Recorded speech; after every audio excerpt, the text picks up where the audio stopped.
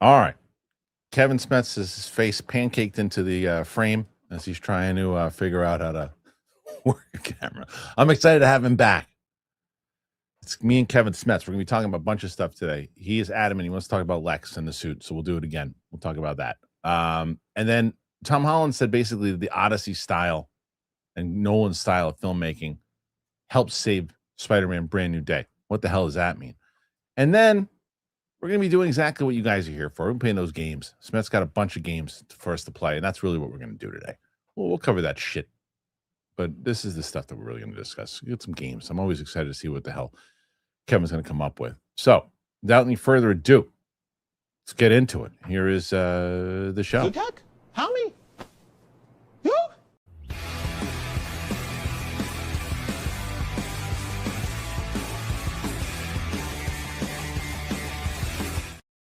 Welcome back to the show, ladies and gentlemen. It is Wednesday. Kristian Harloff show here today. Look at this. Do I got it? Is it? Can you see me? There's nothing that you're doing right now that works. Can you see me? The microphone isn't working. This is brutal. I'm back, dude. Brutal. Hey, hold on. First of all, I don't know why blur mode's on. Never in a job Zoom trust someone who blurs their background. That means they have something to hide. How's it going, everybody? It's Wacky Wednesdays. It really is wacky Smets Wednesday. and Kristian on the 9s and 10s. You told me last night not to post anything because you said it won't do well. They both did well. Over 10,000 already. You know, you know me. I don't ask me about YouTube anymore. I don't know. That's fair. Nobody really knows. But one time you posted something you were like coming out of a theater premiere and you posted like a short that I took my time on. Yeah, and you posted it at like 10:30 at night. That's like a TV show premiering at Friday nights at 9:45 p.m. Fuck off. Oh, cool. Yeah, I like how I have the games. I work hard. I actually make the graphics this time. And then I'm still told, well, you know, we only have... Shut up! Told we only have so much space because of all these clips you have, for God's sake. I had a hard drive space. That's fair. How's okay. it going, dude? Good, man. It's good to have you back. Glad that we're here. Thanks, bro. Got tons of stuff to talk about. You know, first thing you mentioned a few things you wanted to add to the show today, which I thought was pretty cool. But one of the things that I know that you're excited about, we might as well just talk about now, is the Schmoedown Vault channel, which you and I are big wrestling fans in general. It's kind of how we bonded up top. Yeah. I started this Schmoedown Vault channel, and I really realized it really is doing the mission of what I wanted it to do. And there are some people that were watching it on a full rewatch in the archive channel that were bummed, but then a lot of people were mature about it. And they said, you know what? Sucks. That was what it was in the middle, like season 4, but I'll go back and I'll watch either the matches that I, missed from the beginning, or I'll watch it again. But the thing that it really hit was people who have heard us talk about it for so long that were intimidated about it, didn't know where to look.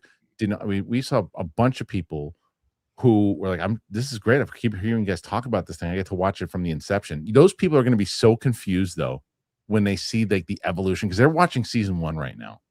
Yeah, the match that's airing right now that today just aired about an hour ago is Mark Riley versus the debut of. I love the graphics now. I think that Mark Riley would be a first ballot Hall of Famer, right? Sure. He has to be. I mean, first Schmoedown champion, first guy to defend the Schmoedown championship, first guy to get the championship for a second time. He was the first guy to play for a double belt. Didn't do it. It depends on if he's against Zaflirt and Flausen, obviously. That's true. First. Well, I will say this for Schmoedown fans. First of all, it hits me hard too, because now there's no smasher matches, probably for like a year. And that kind of for a while, right? Yeah, it's gonna be a while. I don't know. Be a while before you debut. We did the math, which is kind of a bummer. Kristian did say I can he'll unlist them for me so I can pull some clips, because I kind of want to start showing some clips of that for me, and my daughter and stuff like that. But I don't remember saying that, but I stand by it. You remember saying, you said you would unprivate something so then I can download it real quick from. I will for sure. But here's what I'm going to tell you guys, Schmoedown fans. It hits me hard because I don't exist anymore, right? Kristian's probably stoked about that, but you don't realize this is the best chance ever for the diehard fans that love the old channel. This is the #1 best shot we've had now in the last 5 years or 4 years since it's gone away, with this new channel, that potentially the Schmoedown could come back. Hear me out. this is now with a new algorithm. It has a new audience, and the way YouTube works, like there's more people watching it per how many subscribers there are. So it starts saying, hey, there's a lot of people watching it, but it doesn't have a lot of subscribers, and it's going to push it. That's like what Kristian was saying. It's going to find new fans. But this is, if it were to blow up per se, and I'm not speaking for Kristian here, but if it were to blow up, Kristian's not going to be able to ignore it. Investors wouldn't be able to ignore it. And suddenly you're going to have a Schmoedown reborn, rebirthed, come back. And this is the best shot. It was dormant and dead on that other channel. So while I do hate that, like, my Smasher's not on it, my Yodi Award's not on it, like, there's no evidence of me probably till next year sometime. But it's again, to further your point, imagine the new fans who meet you for the first time. You know what I mean? It's like, that's going to be like, what, this guy? That's going to be a lot of fun. Hold on, let me do something. Wait, I got to do something. Wait, hold on. Wait. Oh, God. What are you doing now?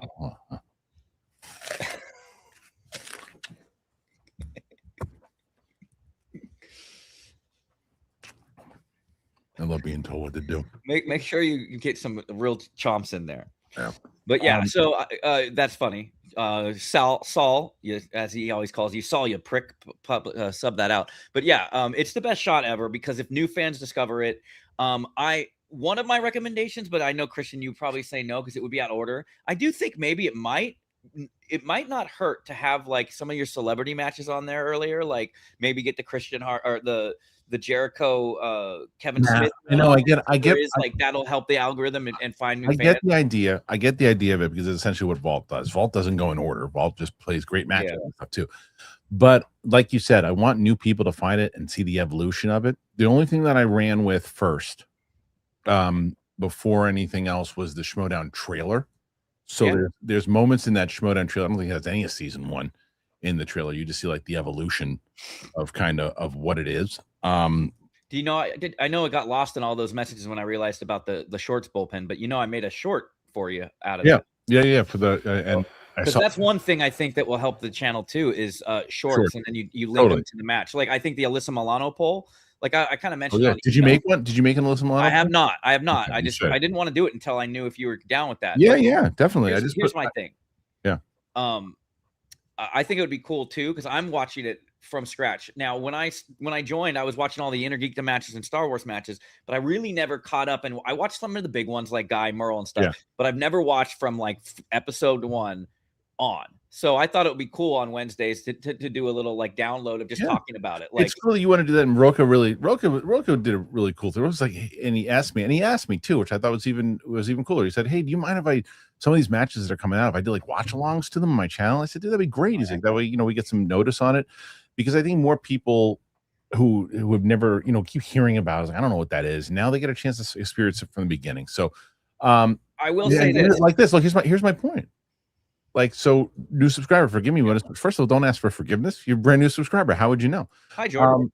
So Jordan, go here. I just posted the link.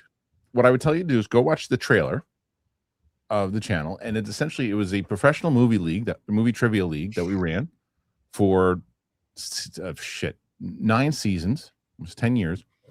We posted really started to take off during season 6. But I'm just kidding. You debuted in 5.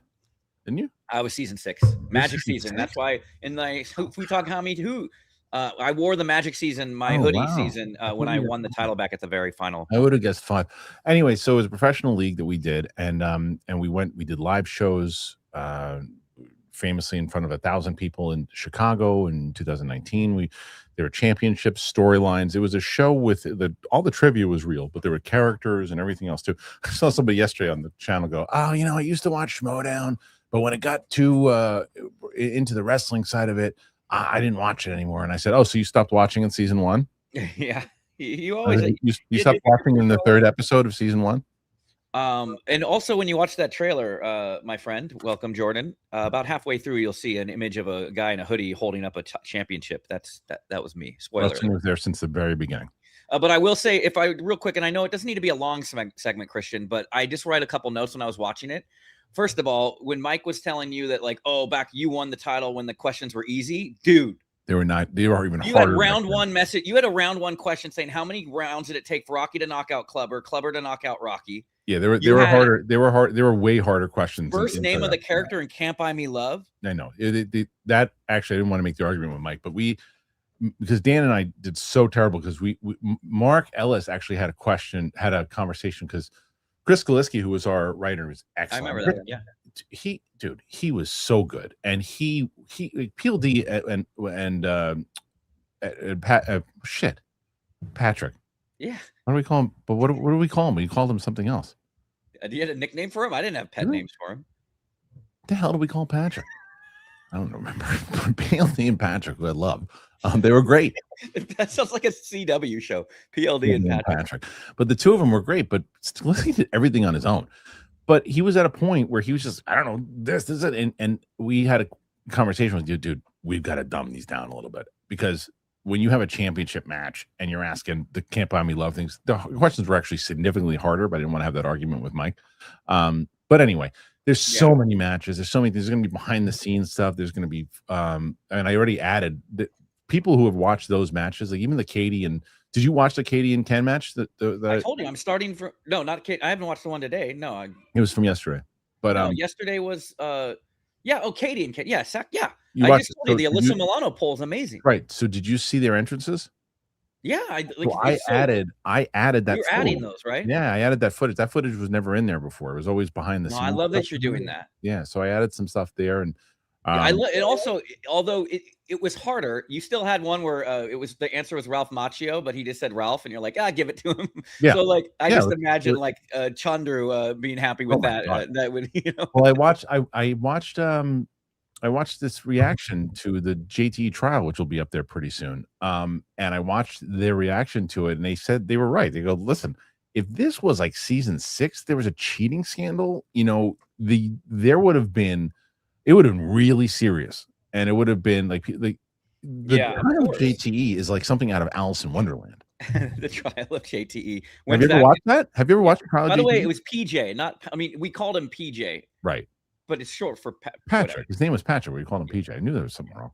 PJ and PLD, 5 letters. 5 letters, 2 really great people. But have you never watched the trial of JTE? I did long time ago. Oh, Frank showed it to me. Frank and I lived together during the pandemic. So I need the trial of JT to be the highest viewed match, highest viewed piece of content on that channel right now. But currently, to no one's surprise, Katie and Ken is the most viewed video on there right now at 900. JTE versus Christian Rubalcaba is at 836. Today's match is at just debuted almost at 50. And the trailer's almost at 600, but we already have over 1,000 subscribers on that channel. That's great. And dude, it's a slow burn. It's gonna take time. And again, it's not meant for a lot of views, Kev. It's not. And you don't want the 200,000 old viewers because that became dead. They're gonna come if the ones that want to, but if these 1,000 views or these 1,000 new people are mostly new, that's huge for the Schmoedown. And like I said, I know it stings me a lot. I can't show my daughter my matches and stuff like that. You'll be able to, by the time you can, she'll actually be able to understand it. Yeah, more because it'll be 2028. Yeah, you're right. She'll be 33 years old by the time it comes out. All right. Anyway, so go and check that out one more time. The link is in the description here too. Please go and check that out. Schmoedown Vault. That's cool. I'll start digging out shorts when I can. The old vault, or the old archive channel rather, has been turned into the Kristian Harloff Clips channel. We have a few clips up there already. Put a few of the Mark Paul Gossler. It pained me to get rid of some of those videos on the Kristian Harloff Clips channel, but hey, I did it anyway. But it is it's working right now. There's about 3 or 4 things, and gradually saw that one of the clips is over like 1,000 views already. That's more views that we've gotten on any video on that channel in 3 years. Are you doing shorts on there too? The short I think eventually I will. I mean, I'm trying to manage all these different channels too. That's the other thing. I would love to help. I know. And then the other thing I'm going to do is I'll create a Schmoes No Vault, which I will do as well. So tons of stuff going on right now. It's a Kristian Harloff media empire. We're trying to build some stuff out. And we got the DTE channel. We got this channel. Just released the Invincible reaction with me and Ming. So a lot of shit going on. So there we go. Okay, let's get to this first topic, and then we'll start getting into some games and other things. But this was something I thought was pretty interesting. And Luke sent this over to Tom Holland. Said that the Odyssey saved Spider-Man. How so? British actor Tom Holland credits British actor. When did it leave with that? Hey, what do your elven eyes see, bro? You love that. That's one of my favorite takes that you do. I'll talk about that in a second.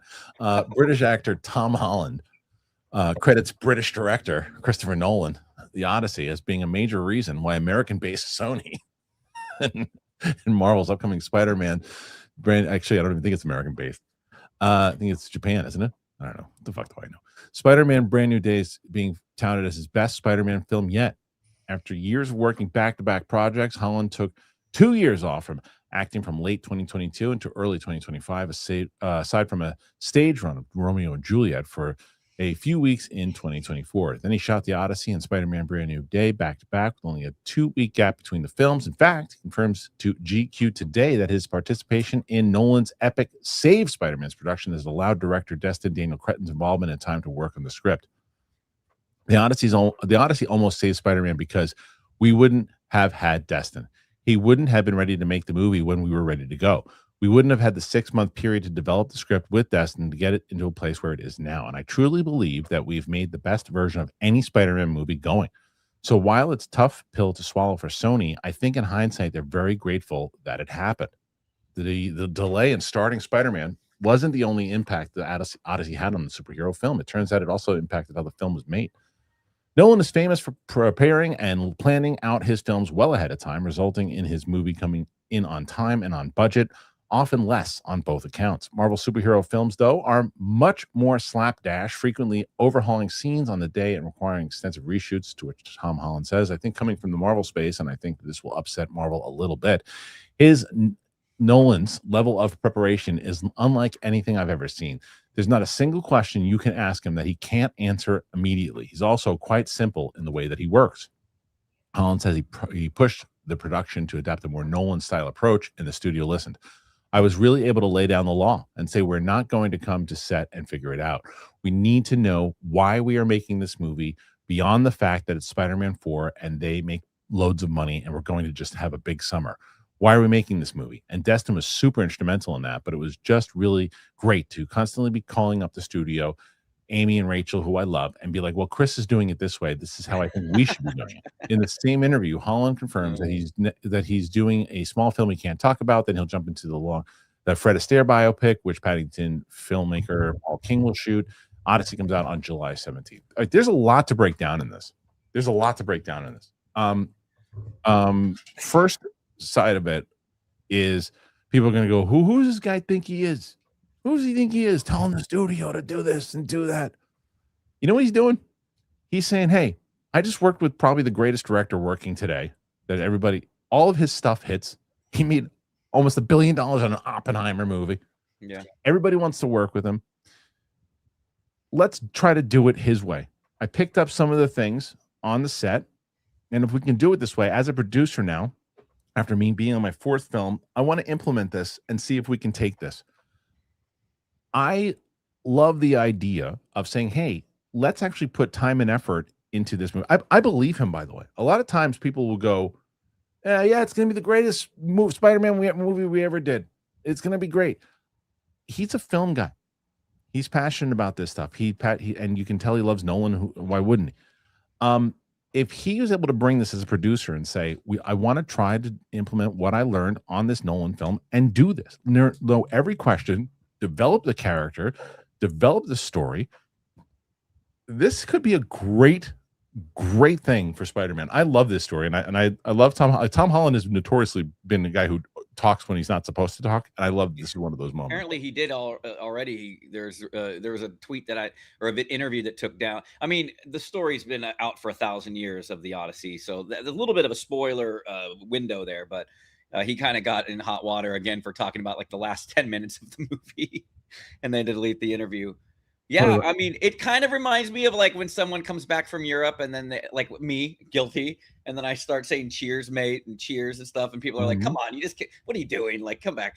And Daniel Destin Cretton went to my film school. He walked down the very same hallways, had the same teachers that I did. Look how much better he is than me, believe me. But you know, in my defense for him too, he must have been like, oh gosh, like okay, but I feel like with him, because I've heard only good things from people that have met him, Who, that Tom knew Holland? him. No, not Tom Holland. Well, both Tom Holland, but Daniel Destin Cretton, for people Okay. that like old teachers and old Yes. Okay. people that were I see. classmates of him. Okay. He's probably really open to that, and he probably really respects Christopher Nolan and was probably happy with that. But yeah, I think that you're right in the sense that why not listen? It's kind of like when CM Punk had that problem in AEW where like Hangman Page wouldn't take advice from. He's like, I don't take advice from veterans. And Punk during his famous interview or the Brawl Out press conference is like, yeah, that's like having Sammy Sosa and Mark McGuire on your team and not taking batting tips from them. You know what I mean? Like, Yeah. if you're gonna get advice from someone who just came on one of Christopher Nolan, why not take it? And that bodes well for Spider-Man. And I'm sure, I'm sure some of it is a little exaggerated in our minds of how much Tom Holland came back there and did it. But that's great. Good for Tom. I mean, the fact that he's out there talking about it would be is interesting in general, because yeah, if I was Sony, this is the one thing that I would say. If I was Sony, I'd be like, well, come on, man. What are you doing? Like, we get it that, this is true and we listen to you. But, flexing your ball bag out there saying you told us what to do. It's like, come on. Yeah, I can see that too. Yeah. I like that he did it. But I could see why they'd be like, come on, we didn't fight you on it. We said, yes, don't go there and talk about how, hey, listen, we told the studio guys, which is what he said. And I love that. And I love that they listen, because look, when you're in your fourth movie and it really, if you say, I don't want to do this movie again, there's no more Spider-Man movie, you've got the power. You're past your contract on all the other films you're supposed to do. It's a new contract. So you've got more power. So yeah, good on him. Now the proof is going to be in the pudding. I think this movie is going to be great because I like the director a lot. It's another surprise for me, where I didn't think I was going to like Wonder Man, and I liked, what were there, 6 episodes? I loved 5 episodes of that show. Yeah. And I think he did a great job on all 6. So I don't think he directed all San Diego State alumni, dude. Aztecs, fight on. Yeah. Did he direct all of on. them? I don't think he directed all of them. Did he? I know he I'm not sure. I know he. certainly Yeah, I don't know. produced it. Maybe he did. I don't know.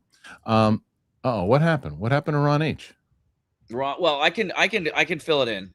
What happened to RonH? I love me some RonH before them, because I had checked to see the link before the show started. He was posting Spotify, like he was just spamming the chat with Spotify. Like, I don't know if he accidentally had like a bot on that was playing every time a new song came on. He was posting in the chat the song. Okay. So I don't know. That's all I saw. So I don't know. I didn't ban him. I didn't ban him. I don't have power like that. Did someone say we banned him? What happened to RonH? You can't get rid of RonH. RonH is just excited. He was listening to Foo Fighters this morning. Just kidding, Ron. I don't know what you're watching. Wait, what? No, Ed, what the fuck are you doing? What happened? No, you can't do that. No, is that true? How do you know that that's true? I love this. Go unblock him. What would you? No, that's not true. Is that true, PLD? What? Hold on a second. Ed will probably chime in. Yeah. What just happened there? This is exciting. Go unblock him, because he didn't. He's one of the funniest motherfuckers in here. I like I said, when I saw it, I saw a couple messages about Spotify, and I think sometimes like he said Ed said he didn't do it. What are you talking about? PLD just threw Ed under the bus, and Ed said I didn't do anything. Maybe PLD saying Ed told PLD to ban him, and PLD banned him. No, he did. He did say, I personally blocked him. I have no control over your channel. Ed said he personally blocked him. Oh, I thought we gave him. Okay, sorry, Ed. RonH, you're still cool, bro. I like you. Someone unblock RonH. What happened to RonH? This whole thing is more important than the Tom Holland stuff. Who cares? Tom H can suck it. First of all, this is the kind of love and support Kristian has for his fans. Yeah, because he'll stop the show to be like, hey, what happened? No one has made me laugh more. No one has made me laugh more in the last 2 weeks or 3 weeks on this show than RonH. That's like that's a bad example, but like Conan O'Brien blocking Triumph the comic insult dog. Ed is not Ed. PLD is now on the PLD's job. Is PLD the one who blocked him? No, but his job is to unblock him. We have to find a way to unblock Ron But H. if no one blocked him, then I don't know what happened to Ron H. This is the mystery of Ron H. the mystery of Ron H. What the hell happened to Ron H? Guy just became Ron a H, member. where are you? Just became a subscriber on the Schmoedown, and he's never disrespectful. He's a stoned out of his tits, but he's never disrespectful. Yeah, I don't know what's happening. I think that Fuzzy Bubbles 01 blocked him. Well, Just kidding. I like their name. I wanted no power to do it. All right, whatever. So Tom Holland basically said Jenny Lawson blocked Ron H. No, Jenny, well, you're caught. I'm Yeah. just kidding. I'm just reading names. you know, so this is hilarious.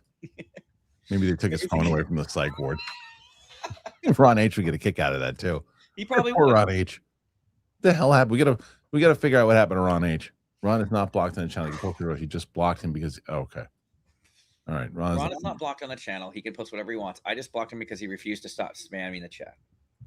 Grace Randolph blocked him. All right, listen. Let's move on for now. We're gonna come back from well, do you have a link for that freaking Lex thing you were telling me I about? emailed it to you, but you never read my email, so No, F me, you know what I mean? no, I don't. We don't need to talk. I mean, it's cool. Tell me later. All right, so we've got things we're gonna talk about. Before we do it, let's go here. Let's talk about some stuff that you guys should be checking out. Tell you Liquid IV is the best. Tell me Liquid IV and then tell you about Hims. Summer's coming around. I like taking long walks with the family. There's a lot going on with camps with my family. Tons of stuff. We try to stay active during the summer, especially. So whether you are on the go, staying hydrated, it really is a key to enjoying all the extra sunshine. That's where Liquid IV comes in, man.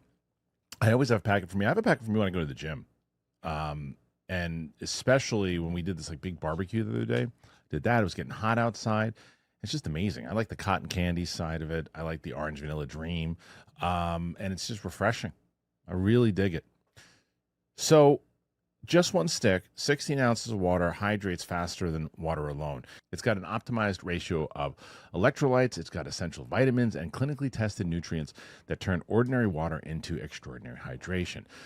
Now, when you compare it to water, Liquid IV delivers long-lasting hydration, and it retains hydration for up to 4 hours. That's the thing I love about it the most. It's also great because it's backed by a scientific advisory board with world-renowned researchers to conduct clinical research and trials. Got 8 essential vitamins and nutrients, always non-GMO, vegan, gluten-free, dairy-free, and soy-free. So if you want to stay hydrated while you're on the go this summer, do it with Liquid IV. You just tear it, you pour it, you live more. You go to liquidiv.com and you get 20% off your first purchase when you use that code Kristian at checkout. That's 20% off your first purchase with Kristian at liquidiv.com. I've been talking about them forever.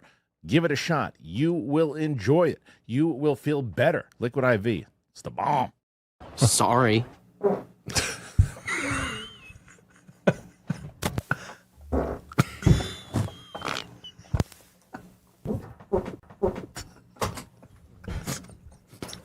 don't want to just lose weight, though. You want to look better. You want to feel better. That's why Weight Loss by Hims now offers access to FDA-approved Wegovy and the FDA-approved Wegovy pen.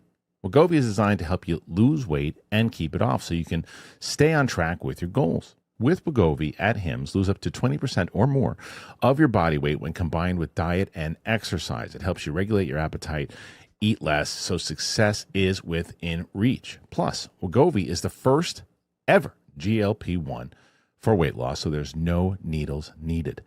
Through Hims, everything happens online. You'll connect with a licensed provider who will determine if treatment is right for you. If prescribed, your medication is delivered right to your door, no insurance necessary. Now, even better, with a range of affordable GLP-1 options, Hims makes it simple to find a weight loss approach that fits into your world and your wallet if eligible.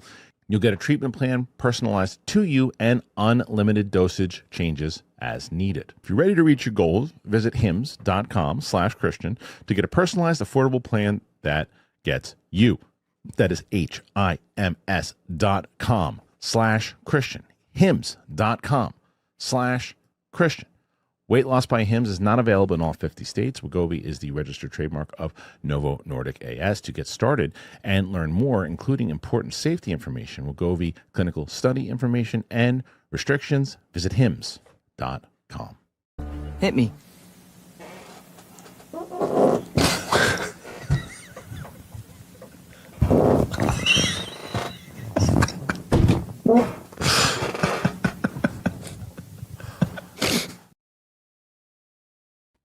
Great.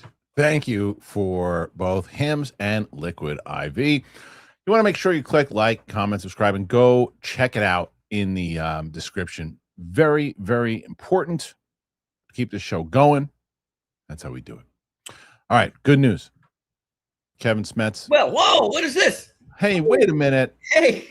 Well, we have a special game. It's in your folder. If you click on, by the way, I love that you have fart because we're making fart noises. She started giggling on the camera. This is my daughter, everybody. Baby Smash, Kira. We have a game. It's under special game. She had a question for you, Kristian. She saw me working on the games and she wanted to make. All right. Stop it. With the fart. Did you fart? No. Is that me? No.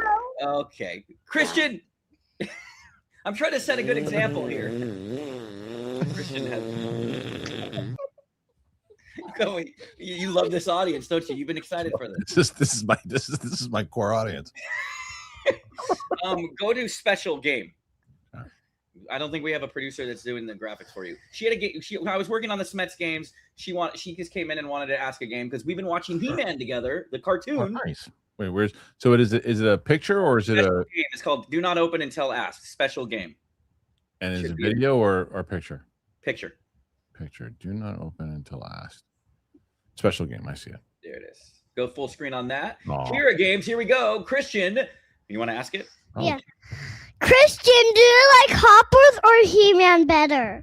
I like the way you asked the question better. That's so good. Better than me. Yes, way better than your dad. Which one do I like better? That's a great question and a tougher question.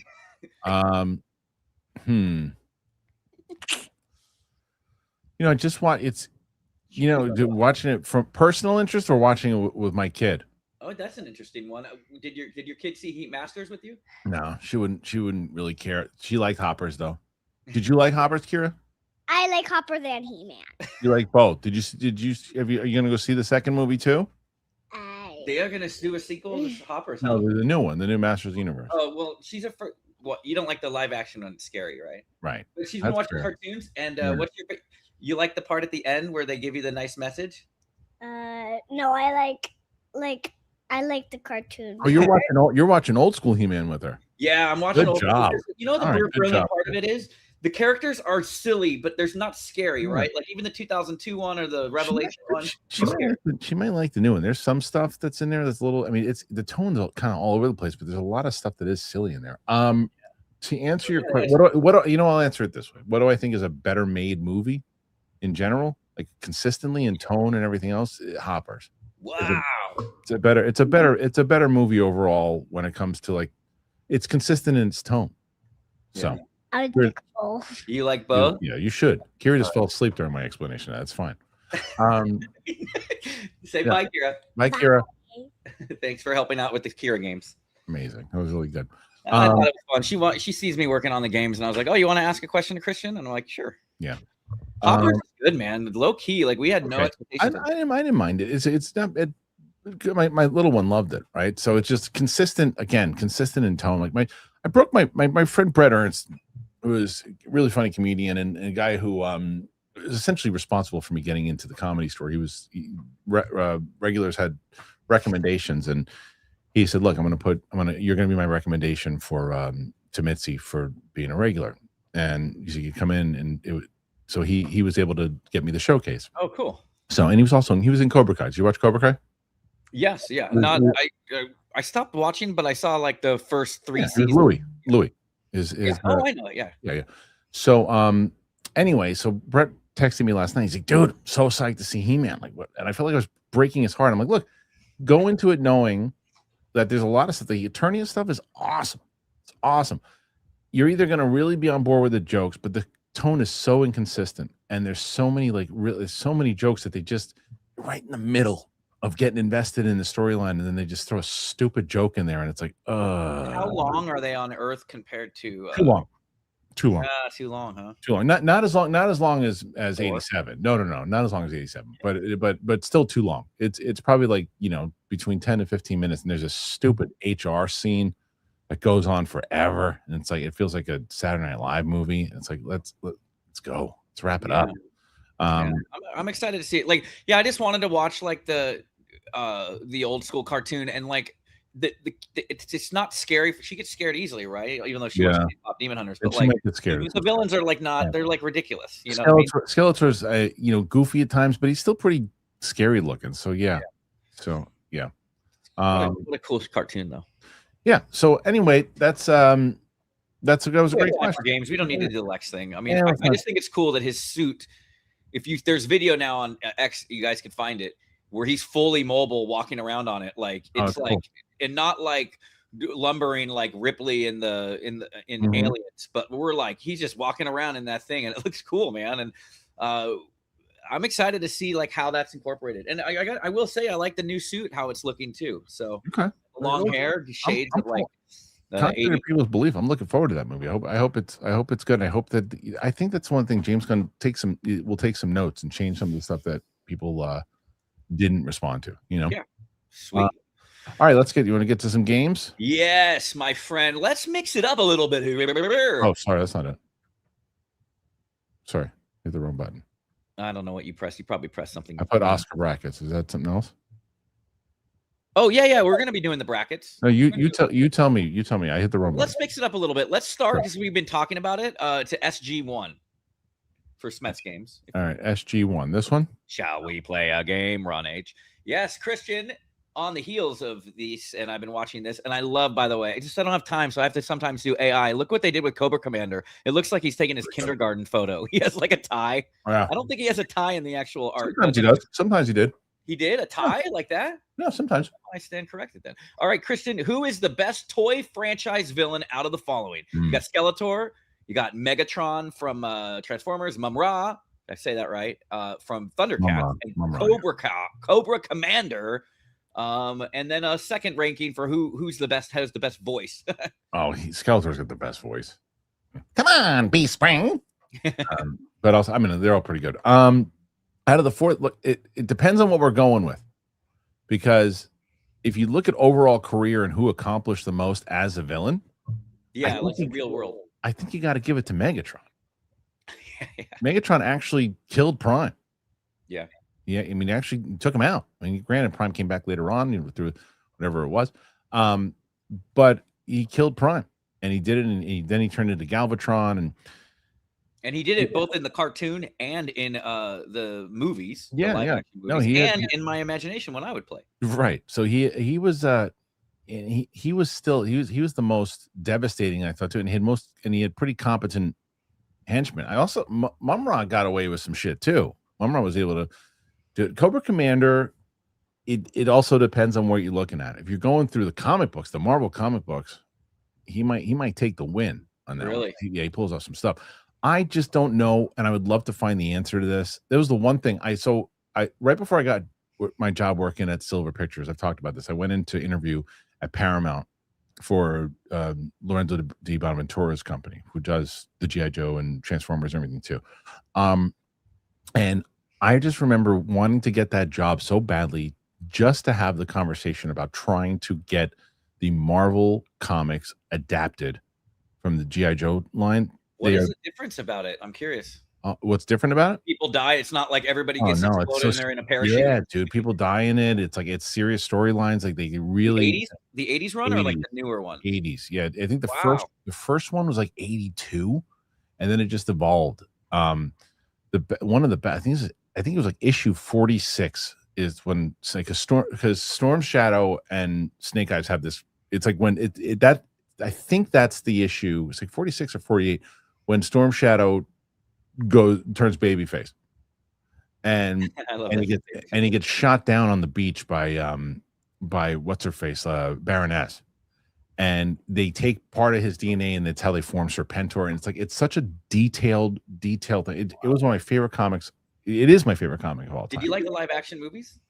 No, Even not the at second all. one with the Rock that didn't. No, because it's similar to my thing with He-Man, is that I have this thing that I compare it to where what it could be.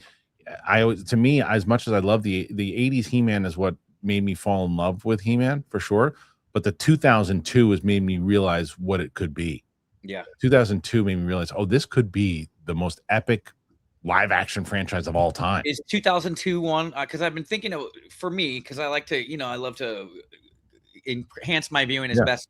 I've been watching the 80s one with my daughter. 80s is great. Is Revelation good, or is the 2002 one? And no disrespect if you like, to Kristian or to Kevin Smets, but which one's more like 2002? Really, 2002 is 2002 to me is the most, like, it has so much lore in it and explains what the sword really means, who came before him, like who Skeletor was, the origin of Skeletor. It's the best. They should have done that movie. They should have adapted the 2002, but whatever. And so then Megatron, you pick Megatron. I would pick Megatron out of that crew. And then who was but they're all really good. Skeletor is like, he reminds me of Starscream. He's always losing, He is, like, and he was kind of, and once they introduce Hordak, he's kind of Hordak's bitch. Like, Hordak bitches him once he comes through the other realm. He's like scared of Hordak. Okay. Yeah. Well, then you can't be in the way. Yeah. I believe that Megatron is it. If for any other reason, then I thought the live action movies, for all of their people, the haters on it, I thought it did pretty good service to Megatron. You know, and it was Frank Welker who voiced him. Yeah. True story. I worked on Bobby's World, and I would sit next to Frank Welker, and all Frank Welker did was a side character and then the dog. But he was the nicest guy ever, and he would every day we would go to the set. He would always let me challenge him on one sound effect, and he could do it from his mouth. He was like the guy from Police Academy too. He could do anything. Michael Winslow. Yeah, he was so good at that. And but one time he said, "Would you do it for a Scooby snack for me?" Which I thought was funny because he used to do the voice of Fred. But that's cool. Shout out to Frank Welker. Frank Welker's the man. Okay. Also, the other thing too, before we jump into the next question or game, we currently have 30 questions. Rocha right now seems to be in the lead monetarily. He had a really good Monday, not only over 100, but both Rocha and Mike and Roxy had over 100 questions. I just think their numbers haven't come in from yesterday's show, but I still think Rocha did better. I could be wrong. We'll find out. But can we push Kevin Smets to his first victory? All could change, because if you get $100 super chat, Kristian takes his shirt off to show everybody his Ming progress. Well, maybe, you know what? Today, actually, speaking of Ming was this morning. I was working with him because he came. He's like, "Hey, you're going to be at the gym?" I'm going early. I was like, "Yeah." So I met him up, and then there was another trainer, Jim. This girl, Michelle, who younger. She's probably in early 20s, wherever she is. And so Ming and Michelle were talking about doing videos together, also because you get one generation, another generation, different kind of forms. And so she's going to start her thing. He's going to start he's been working on his thing, and I think that we're going to try to get them in studio to have like a full conversation between it, because they both have helped me with stuff in that gym. So I think that would be probably a good conversation to have. I will say that, Kristian, you always pay it forward. Trying. I'm trying to decide if we do bracket mass, because we did talk a lot more. I'm trying to see if our timing, if we have time for bracket madness, or if we just keep going, because we still have a gauntlet too. Got a lot to handle. Let's save bracket madness for next week, but let's give a preview so everybody can think about it.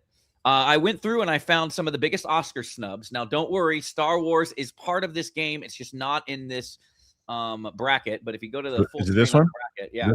Okay. I created a bracket for these were movies. Great. I guess we could do it now. Fuck it. Yeah, we'll do it live. We'll do it live. F it. All right, Oscar snubs. So everybody, and I know I probably left a few out. Leave it in the comments, because there's going to be final boss mode where Star Wars is obviously one of them that we love, right? Looking forward to this. See this as a short. Huh? Yeah. So here's what we got to do, and I made a vertical one, Kristian, so it could be up the whole time while we're talking. If we smart, I like that. Look at you. So What a girl. over a little bit. Yeah. All right, so here we go, guys. This bracket match, you can see here, there's some details on it too. Like, for instance, Saving Private Ryan. Yeah. It lost. It lost out to Shakespeare in Love. Crazy. And then Pulp Fiction lost out to Forrest Gump. This is good information to have also, because knowing what they went up against, that you're knowing how you can actually consider them snubs, not just what you like better. So who did Pulp Fiction lose to? A big snub thing, and I wanted to do a little research on it before I put it into a bracket. So who did Pulp Fiction lose to? It lost to Forrest Gump that year. Okay. And there's a funny story, by the way, where Spielberg was out with Tarantino. I saw this on an interview recently, and they had like a dinner or they were at a function, and Spielberg was like, said, "Hey, you're gonna who's the director? Forrest Gump was who directed Forrest Gump? Oh, it's Billy, the Back to the Future guy. Who directed Back to the Future and Forrest Gump? Robert Zemeckis? Yeah. So this is what Spielberg said to Tarantino when they were all out like having an introductory dinner. He's like, "Who you're against?" Oh, Forrest Gump. He's like, "Yeah, you're gonna lose to Bobby. Yeah, you're gonna lose to Bobby Z." That's fine. So let's just start in the first round here. We'll just go up. Saving Private Ryan versus Pulp Fiction. This is now. This is not to. It's bigger snub. It could bigger movie. Like what was more deserving of the Oscar that year? Oh God, here we go. I'm talking a lot. Why don't you just? We got it. I'm gonna go. I'm gonna go. Get into it then, man. What do you want? I'm buying time. Diarrhea. I'm gonna say because of those two, because of what you said, the movies themselves on what they were going up against and what the bigger snub was. They're both deserving. Saving Private Ryan is the winner. As much as I like Shakespeare in Love, there's no world where Saving Private Ryan should have lost to that movie. Yeah. Saving Private Ryan, I think, should like run the table here. I mean, that opening 20 minutes, like they had to establish Saul's doing this wrong. Saul's saying Pulp over Ryan. Pulp has aged better, and the Shakespeare wasn't that bad, except the ending. You're talking about what's the better movie. That's not what we're talking about here. We're talking about snubs. Like who? Yeah, what the bigger snub? Like who? Yeah. We're talking about what's a bigger snub? The fact that Saving Private Ryan lost to Shakespeare in Love, or the fact that Pulp Fiction lost to Forrest Gump? No, I mean I could see.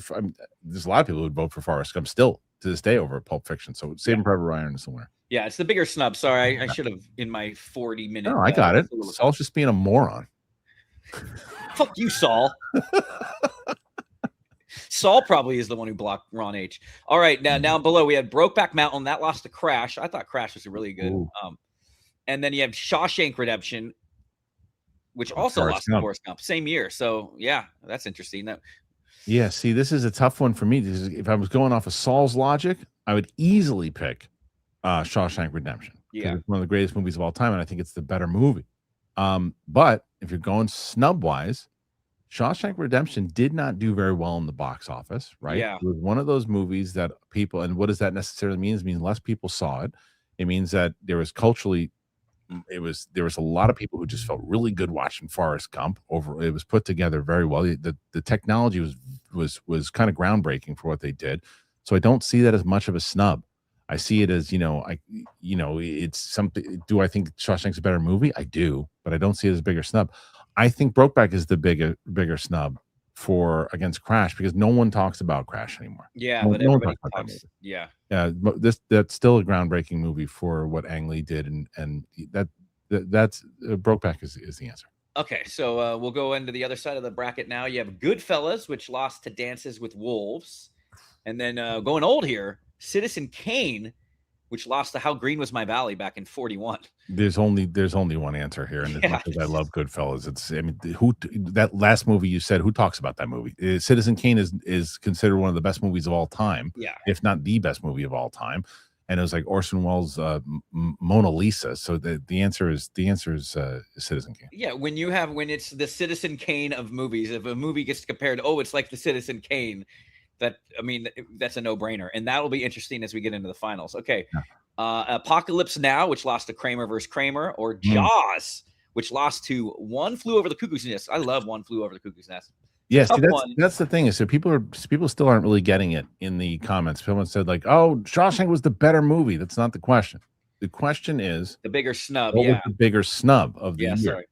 Do I think Shawshank's a better movie than Forrest Gump? I do, but were you really shocked? Oh my God, I can't believe that Shawshank lost to Forrest Gump at that time in 1994. No, because no one really saw Shawshank. It was one of those things that people were talking about, and it was because of the Oscars and everything else. People started watching it. TBS made Shawshank famous. Like people didn't see that movie in the theater. I love it. Exactly. Also made A Christmas Story very popular too. Yeah, one of my favorite movies of all time. So I think Derek Johnson might have just pushed you over and potentially beat. Oh my Rocha God. I've there. never, listen, guys, You never won. you guys know, I never ask. Never I never won. like hit up for super chats. I feel really uncomfortable doing it. It's just not my forte. But you want to win today. That would be fun to win. I mean, Finally no win. one ever. I would love to like have my name said along In the on text. the greats. Yeah, it's true. Very kind of you. Thank you. Yeah. So Apocalypse Now over which, or what was it? What one? Apocalypse Now lost to Kramer, and then Jaws, which lost to One Flew Over the Cuckoo's Nest.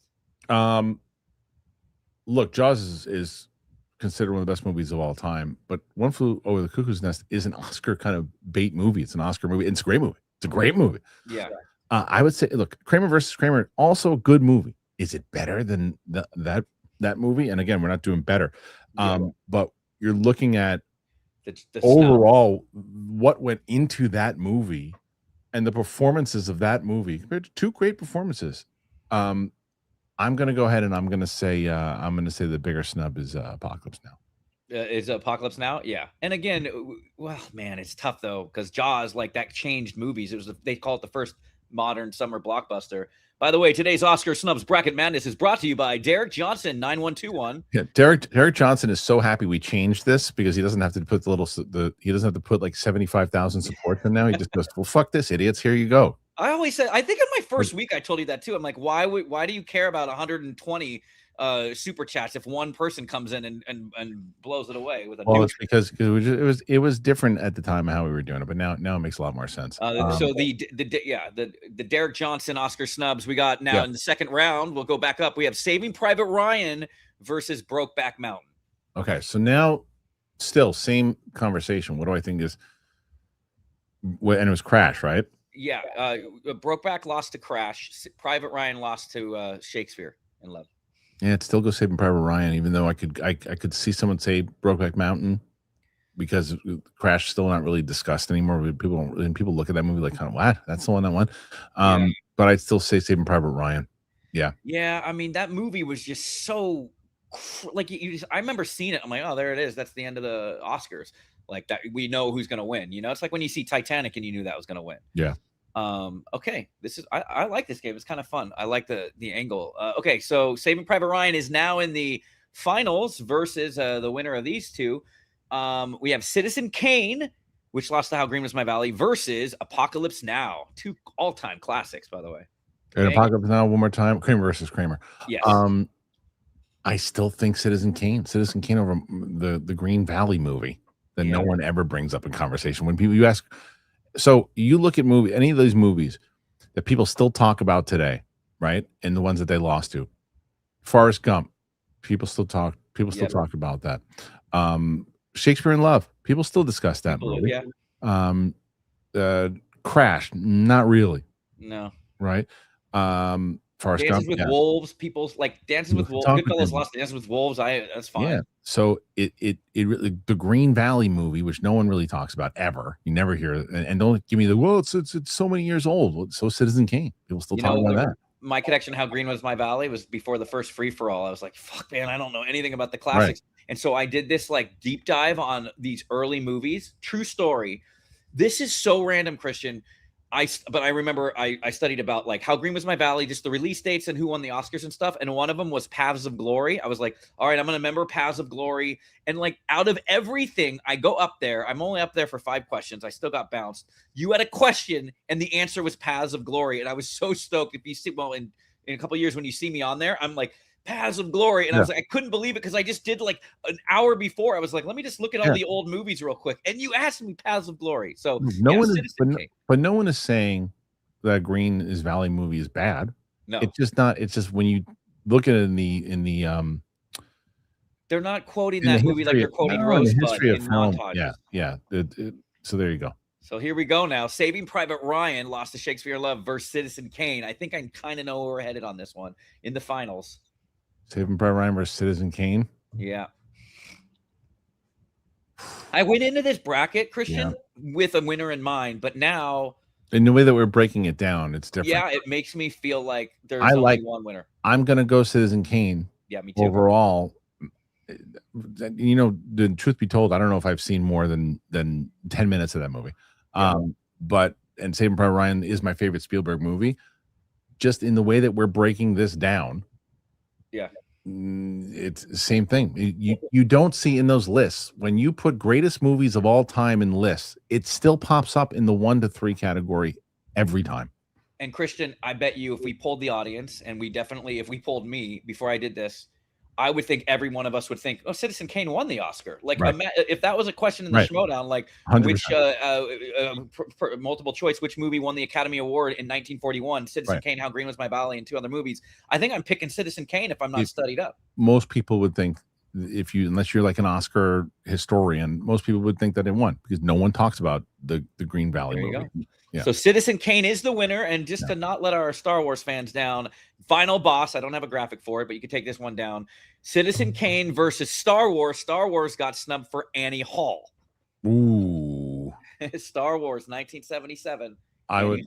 Both our producers left, so I'm looking for the I don't have a graphic for it. Hold on, I'm just taking this down. Hold on. Okay. So I would, and not just because, but Star Wars is the answer. Because when it comes, Annie Hall is another one. Like, Star Wars is influential to many people who make movies now. It changed things up tremendously. It broke box office records. It created the blockbuster.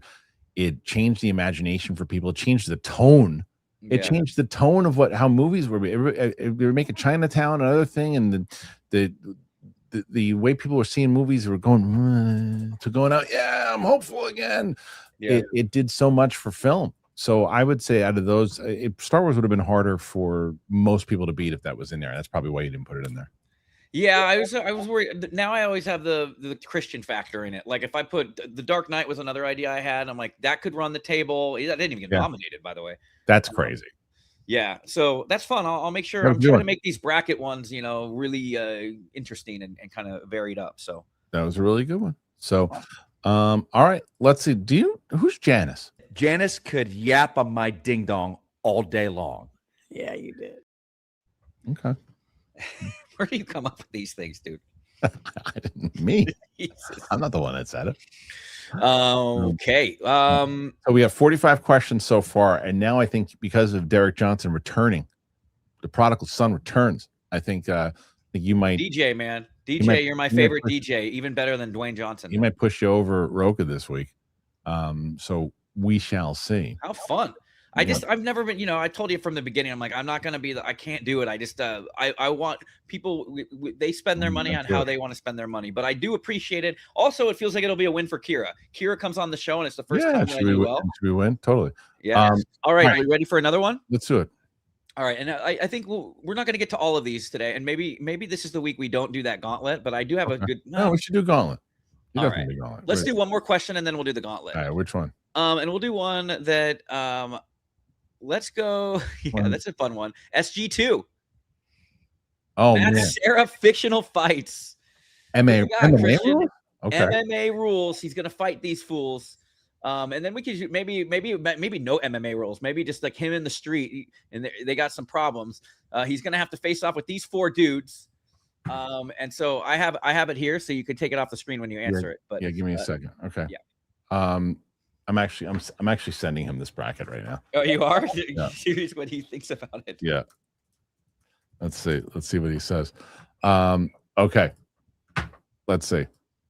Matt Serra versus Tom Hardy in Warrior, Johnny Lawrence, Frank Dukes, or Dalton. He's taken out Johnny Lawrence pretty easy. Pretty well, yeah, because he's taken out Johnny Lawrence really easy. You think so? Even if Johnny Lawrence has that, like because he's a striker, right? Karate versus Serra. You're playing in MMA rules?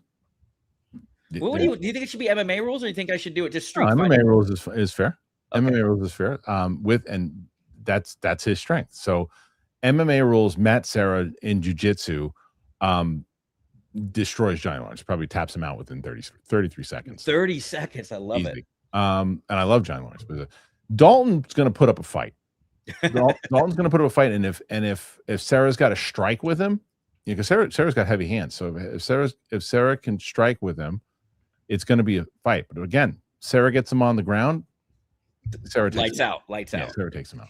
It's just his ground game. Serra can get anybody down, So So Dalton's out, and how long does that take him to take out Dalton? I think it goes the end of the first round, but I think he takes him out in the first. Okay.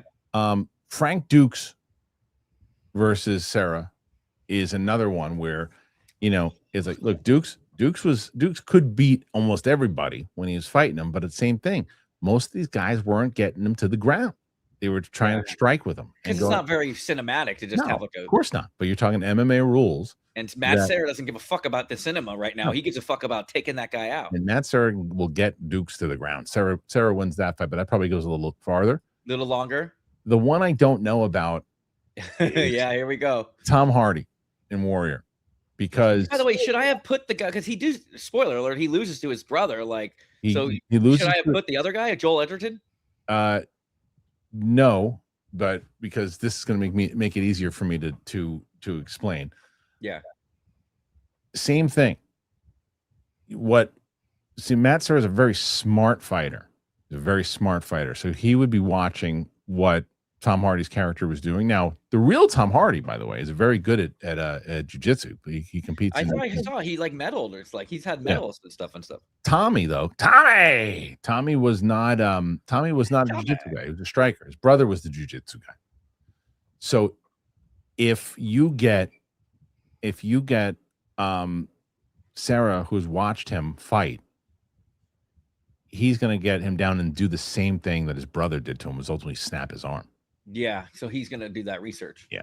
So look, next week, Matt Serra, it looks like you're taking all those guys out. Next week, you're going to start taking on, I'm going to have to put on Captain America, superpower these guys, because Matt Serra ain't no stopping Matt Serra. Nope. All right. So what's is that, you want to do one more? We'll do the third.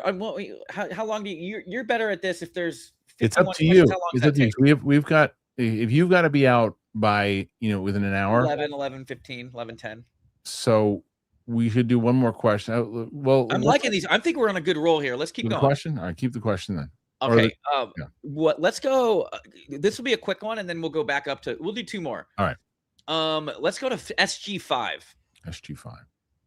Now, if you remember, Kristian, back in the day when Michael Keaton was signed as Batman, people really were like, "What? The comedian from from Mr. Mom or whatever."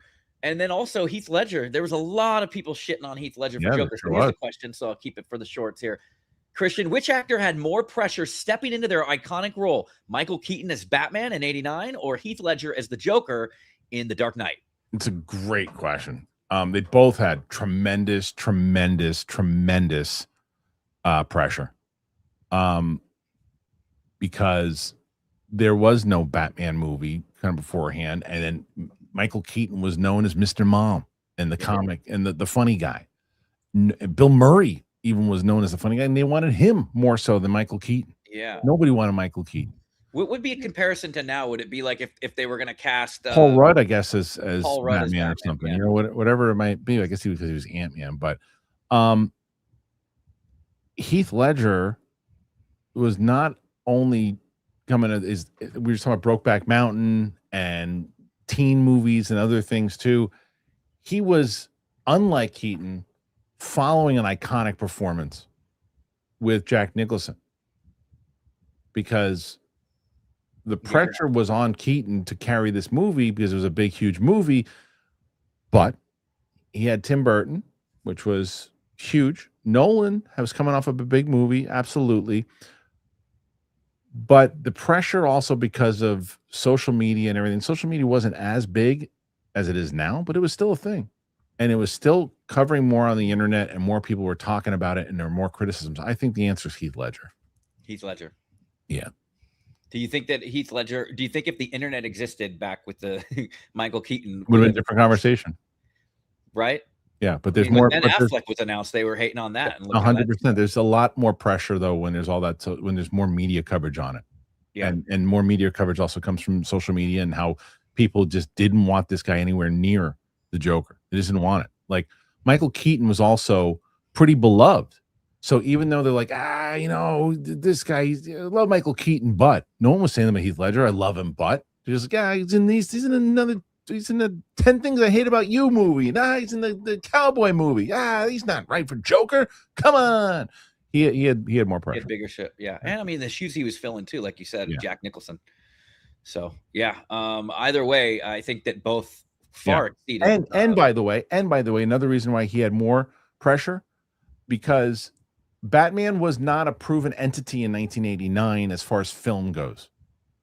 It became huge because of that 1989 movie, and then Batman started to deliver more, and then the franchise was pretty much damaged because of Batman and Robin, and Christopher Nolan brought it back into relevant. It made it relevant again. And so this is the second movie that, if it does well, it becomes a thing again. And it's a sequel to what everyone loved Batman Begins. Let's hope it's not a stinker. Who'd they get to play the Joker? Yeah. And if he was, so the tons of pressure. I actually, hearing myself say it, I think it's a no-brainer at this point. Is he no-brainer? Yeah. Yeah, it's a great question, but I think it's no-brainer. Yeah, and Keaton, like he also just had that backup with the Nicholson too, Yeah. which he wasn't even top billing. Nicholson was. Yeah. Okay, super chats lining up here. We're gonna get that was a good one. Another one here. I'm curious what you think. SG3, my friend. Hold on, I'll do that in a sec. We don't have a producer doing it, huh? No, I don't know. Peel these computers farting around on them. All right, what does it say? All right, Kristian, which confirmed Ooh. alternate casting would you have most wanted to see? I did a little research on this. These were all, I mean, Doug Ray Scott was Wolverine and then had to back out because of Mission Impossible 2. Yep. Will Smith as Neo. Obviously, he was offered it and he said no. Tom Selleck as Indiana Jones. I think there's you could watch the audition tape with him in it. And then Sean Connery was offered Gandalf. He also passed. Which one, to the fans too, to sign up in the chat below, or in the chat? There's only one answer. Huh? There's only one answer. There's only one answer for this. Yes. Sean Connery. Sean Connery. Huh? It's the only answer. You don't want to see anybody else do it other than Ian McKellen because he was so brilliant at it. But if I have to, and I have to choose, Tom Selleck was and is a great actor, but he was a product of that 80s kind of. He was an 80s star, right? Harrison Ford's an all-time star. Yeah, he's an all-time star, and Tom Selleck was an 80s star. Tom Selleck as Indy would be like Eric Stoltz as Marty, because I think he would have played it just differently. Yeah, I think it might not have been as like almost, you know. I think differently there though, because Eric Stoltz was playing it way too dramatic and really, you know, doing like a some kind of wonderful type performance is who's Biff? Shit, Thomas Wilson? Thomas F. Wilson. He has said that Eric Stoltz just took to like this method approach to it.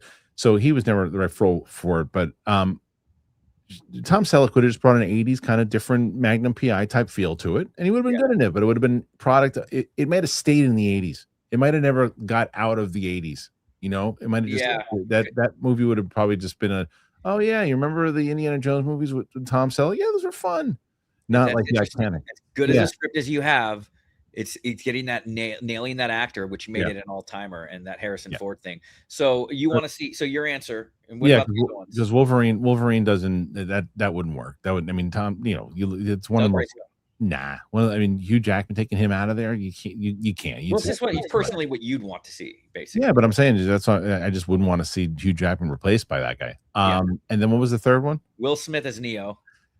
Yeah, no, I think it becomes a Will Smith movie. If it does that, it doesn't, because but even though Keanu Reeves was, especially in 1999, right, when that movie came out, Keanu Reeves, he has this gift that he can be in a movie, elevate. It's one of the biggest movies ever, and you don't hear from him for a little bit. He disappears. Like, where'd he go? I like that guy. And then he comes back and he hits you with a big, huge movie again, whether it's, you know, Bill and Ted to Point Break. To then he gets The Matrix or Speed rather in 94.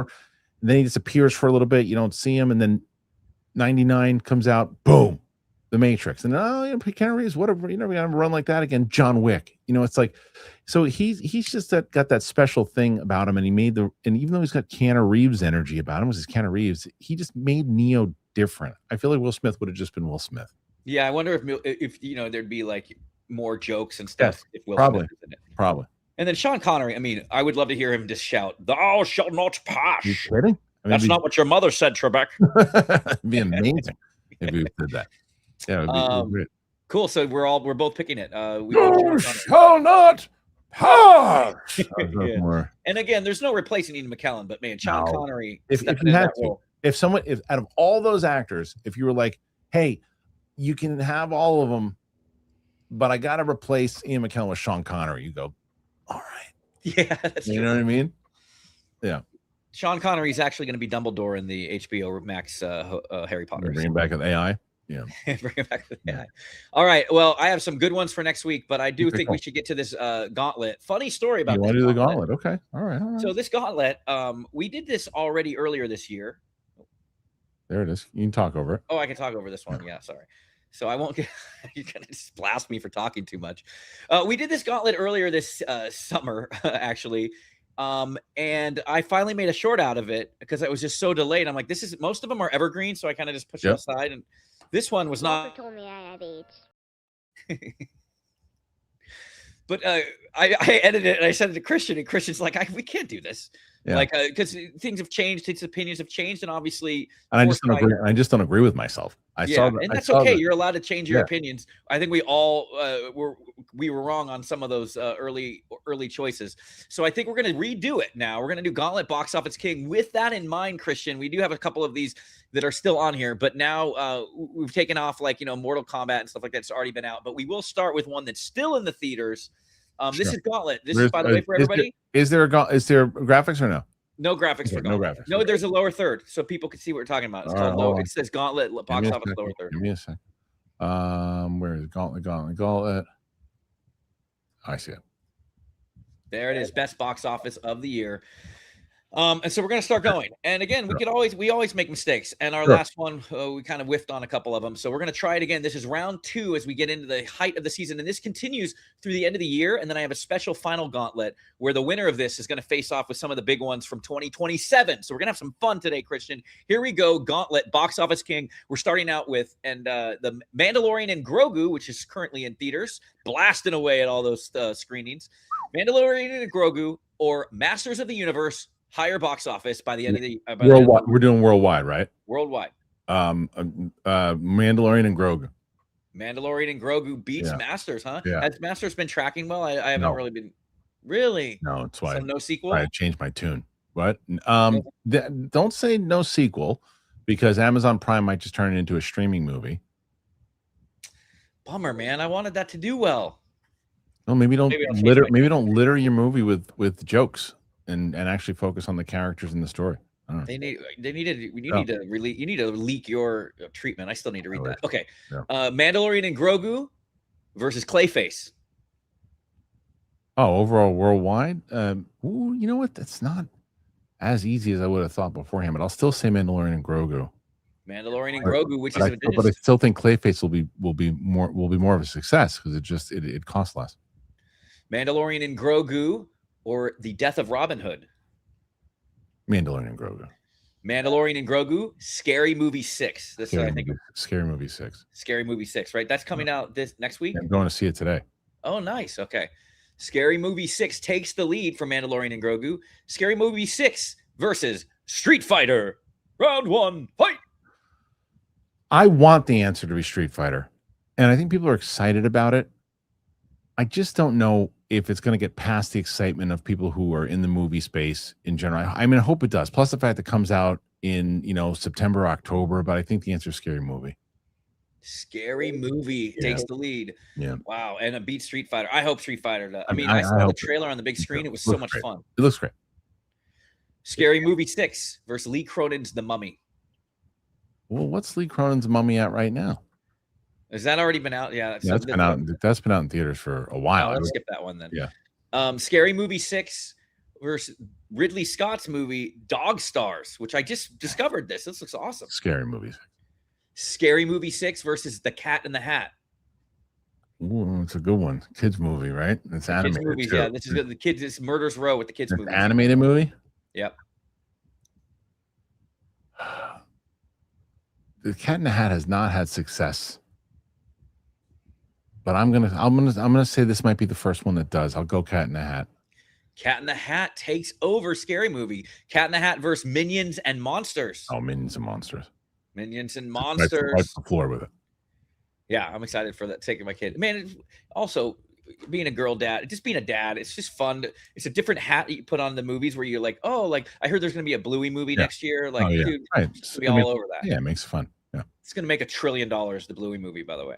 All right, Minions and Monsters versus Coyote versus Acme. Minions and Monsters. Minions and Monsters versus The Social Reckoning. That's the Social Network sequel. Oh, that movie will do well, but it's not going to beat Minions and Monsters. Minions and Monsters versus Evil Dead Burn. Minions and Monsters.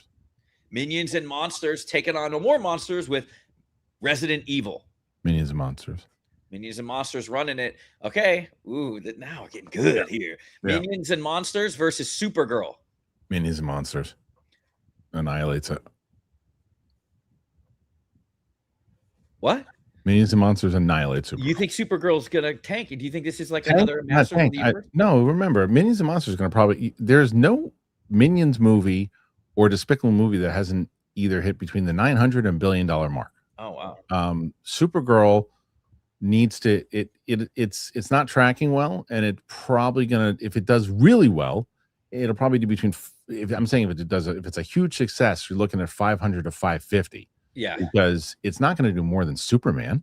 And Superman did 675 or whatever it did. So yeah, Minions and Monsters is going to destroy Supergirl. Do you think Supergirl beats Masters of the Universe and Mandalorian and Grogu? Yes. Okay. Yeah, I think it'll be both. I think Supergirl will be both of those movies. Minions and Monsters running away with it. Okay, here we go. Minions and Monsters versus the Odyssey. That's a tough one. So I'm going to go the Odyssey. Odyssey takes the lead. But I wouldn't be surprised if I'm wrong on that one. And I think I'm looking forward to this even more than Spider-Man Brand New Day. The Odyssey, and I don't think it's going to beat the Odyssey though, versus the Hunger Games Sunrise on the Reaping. Oh, the Odyssey crushes it. Yeah, it's going to crush it. But I hope that movie does well. It's my favorite book of Yeah. all of the books. Same. Have you read the book yet? The same. No, but my daughter loves it. She loves it. Read it, or if you do audiobooks, man, it is riveting. I used to stay in the car I had cancer scans, and I was like driving up to LA, and I was listening to it, and then I like, fuck, I have to go. Really good, right? Yeah, I like those books, so I'll probably check that one out. Yeah. The Odyssey versus Toy Story 5. Toy Story 5. Toy Story 5 versus Minions and Monsters. You think? Okay. Toy Story 5. Okay, so Toy Story 5 over the Odyssey. Yeah, Toy Story 5 right now is tracking tremendously. And what they did so well, and I've talked about this, is that we're not hearing what you did with Toy Story 4, which is why'd they make this? And like, what's the premise of 4? It's cute. Yeah. This one, where they're going with the idea of technology versus toys. Yeah. Every parent can relate to this. And screen time. It's brilliant. It's brilliant. It's if this movie hits $2 billion, I wouldn't be surprised. You know, my daughter said, the big star of today's show, she's like, I'm looking forward to it because my favorite character is going to be the frog pad. And I'm like, no, that's the villain. Right. The whole point. Right. But that's why kids are like, no, she likes the frog pad. This movie's going to be one of the biggest movies of the year. If not, my favorite joke in the trailer too is where it goes bilingual. It's like, oh, I could do this. It's funny. Yeah. Okay. So Toy Story 5 versus Moana live action. Toy Story. Toy Story 5 versus Spider-Man Brand New Day. This is the toughest one. This is the toughest one for me because the answer, Marvel needs it to be the answer to be Spider-Man. Because I think Toy Story is going to do between like 1.5 to 1.7. I think Spider-Man will do more than that. So I'll give the slight edge to Spider-Man. Spider-Man. And the last time we did it earlier in the summer, just so you know, you had missteps early on, but then you were pretty dead on, I think, at the last half. Yeah, I was wrong with Mandalorian and Grogu for sure, and I was wrong with Masters because I thought Masters was going to track higher. And I think it was a hopeful world, and I think cinema would have been better for both of those doing better. I'm bummed that they don't. Although Mandalorian and Grogu for me. Did you say what you poured out of your mind? I never talked about it on the show real quick. Yeah, just a quick side note. I texted it to you. Like, it just felt to me like I thought the opening was great. I thought the ending was great. The middle, I was literally like, I got up to go get a soda because I was falling asleep during when he was getting, well, I don't want to spoil anything. So the middle was like a snooze fest. And I just felt like at the end, like, it's like when when someone shows their pictures of their kids or videos of their kids, Yeah. funny because I just had her on, but like when they're showing you the photo albums, it's cute, but it's not your kid. So it's like it just felt like it was Filoni and Favreau. Like, look at this kid, and there was too many like like little shuffling around. We've seen it now for like 5 seasons. It's not or whatever. It's not cute anymore. Like it was getting old. So I hate to say it. Like I just didn't understand why they brought it back. It was fine. It was just fine. And that's not a movie coming back after a hiatus since 2019. The first Star Wars movie back shouldn't be fine. It's fine. Yeah, I'm with you. Same page. All right, so is that it? Spider-Man? No, Spider-Man Brand New Day versus Dune Messiah, Part 3. Oh, we're going the whole year. Spider-Man. Spider-Man Brand New Day versus Avengers Doomsday. Well, I have to pick Doomsday because you don't have to do anything, man. No, I have to because otherwise I'd be going against my insane pick of how I think this movie, if it's good and people go back and see it, could be the highest grossing movie of all time. and I still feel that way. And we're still waiting on that trailer. So I think Doomsday will win the entire year, but I think Spider-Man will give it a run for its money. So Doomsday is the winner. Now we're going to go into Final Gauntlet. I found 5 of the biggest movies of 2027. Let's see if Avengers Doomsday can square off with 2027 first. I think it's going to make $1 trillion million. The Bluey movie versus Doomsday. Doomsday versus Sonic the Hedgehog 4.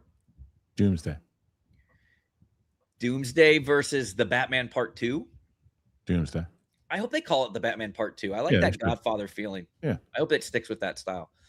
Avengers Doomsday versus Shrek 5. Doomsday. All right, here we go. Avengers Doomsday versus Avengers Secret Wars. Secret Wars will win. Yeah, but that's coming off of if Doomsday is great. If Doomsday is great and does the kind of money and it is the #1 movie of the year, then Secret Wars will beat it because people will care in the same way that Endgame did better than Infinity War because people care. It feels like for next year's gauntlets, it's going to be the Avengers Secret Wars will be in the lead too. If you bring this question up to me next year after seeing Doomsday, and I'm like, oh my God, the Doomsday was just horrible. People just still, I'm going to change. You could change my tune again, but right now that's what I'm going to say. All right, Avengers wins both in 2026, 2027. That is the gauntlet, Kristian. We're ready to go with super chats. Let's do it because we got a ton of them. There's a lot of good questions. Nice, really? And you got a good shot here of actually. I think my personal record as sheer number was like 71. Which are we close to that? Well, now I don't think you've been part of the show since we changed the rule. I know you do it with the monetary. Yeah, now it's monetary, and I think right now monetarily you're in really good shape, and I think Derek helped push you to it. But you already have 64 questions, which is Derek's the man. Pretty amazing. And we'll start with the first one, which is Wayne Fern. Hey guys, random question. Are you going to see any World Cup match? The tickets have been pricey, but I know some New Yorkers got them for $50. I'm not a big soccer guy personally. I understand. I think it's one of those things though that I would love to watch in person because I'm sure the crowds are insane. Yeah. But I just know I wouldn't go out of my way to see it. I'm right now. I'm all about waiting to see what happens tonight with the Knicks. Yeah. I hope the Knicks win, man. I like when New York sports does well. Yeah. I have no plans to see any of the World Cup games, but I do like going out to the bars and watching them. But it's going to be madness. Yeah. Like I think there's a San Diego football club here, like play at Snapdragon Stadium. Mm-hmm. Seeing like that, a lower, like not lower level, but just like a smaller venue, I just don't want to be like that huge crowd thing. Might be a little much for me. It's a lot. All right. Next one is from our good buddy Sammy. Sammy. Thank you, Sam. Sam asks, hello, Kristian. Hello, Kevin. Hi, Sam. Star Wars needs to do an attitude era style change when it comes to their storytelling, their characters, and pivot to their older audience after Starfighter. 1,000%. They won't because they're too, and especially if Filoni's running the show. He's convinced that because George built it as a kid-friendly brand, that's what it should be. Now, the answer for a lot of people is, it always has been for kids. A lot of things have always, as he just mentioned, WWE was always just for kids and families, and they changed it up, and they had great success by doing it. Yeah. Andor, to me, proves that you can do that. You've had to change budgets. You'd have to do different things, but you'd have to actually try to treat this like a Game of Thrones type thing. Not to that extent, obviously, but you know what I mean? Like little, not necessarily rated R, but really dive deep and get into it and make it towards... Because I don't think new generations are finding Star Wars. I think the older generation is keeping it alive, and you're losing them. Yeah. Yeah, I agree, and I will say I did like Rada, by the way, in Mandalorian and Grogu. Did you really? Well, I love the Jarek. Like I texted you that, like that homage to A New Hope. I popped for that in the theater. Yeah. I wish that you walk away from a Star Wars movie like amped, and the theater was like half empty, and I was just like, what alternate world do we live in? And I think if they do these Kinberg trilogy movies again, they need to go back to doing trilogy movies. Can be in the same vein as how the other ones have felt. Hopefully the original trilogy, but like, world building, huge lore. But then if you're going to do it like that used to, where it was in between every trilogy movie, you did like a Rogue One, take big swings on that, do something crazy, do a horror movie, do an adult one. You'll still have the trilogy ones to make it feel more like Star Wars. And but also push outside your ego. Okay, great. You didn't come up with Andor. You didn't write Andor. You didn't, it wasn't you, it wasn't Ahsoka, it wasn't Clone War, it wasn't these things. Who cares? You're running the show now.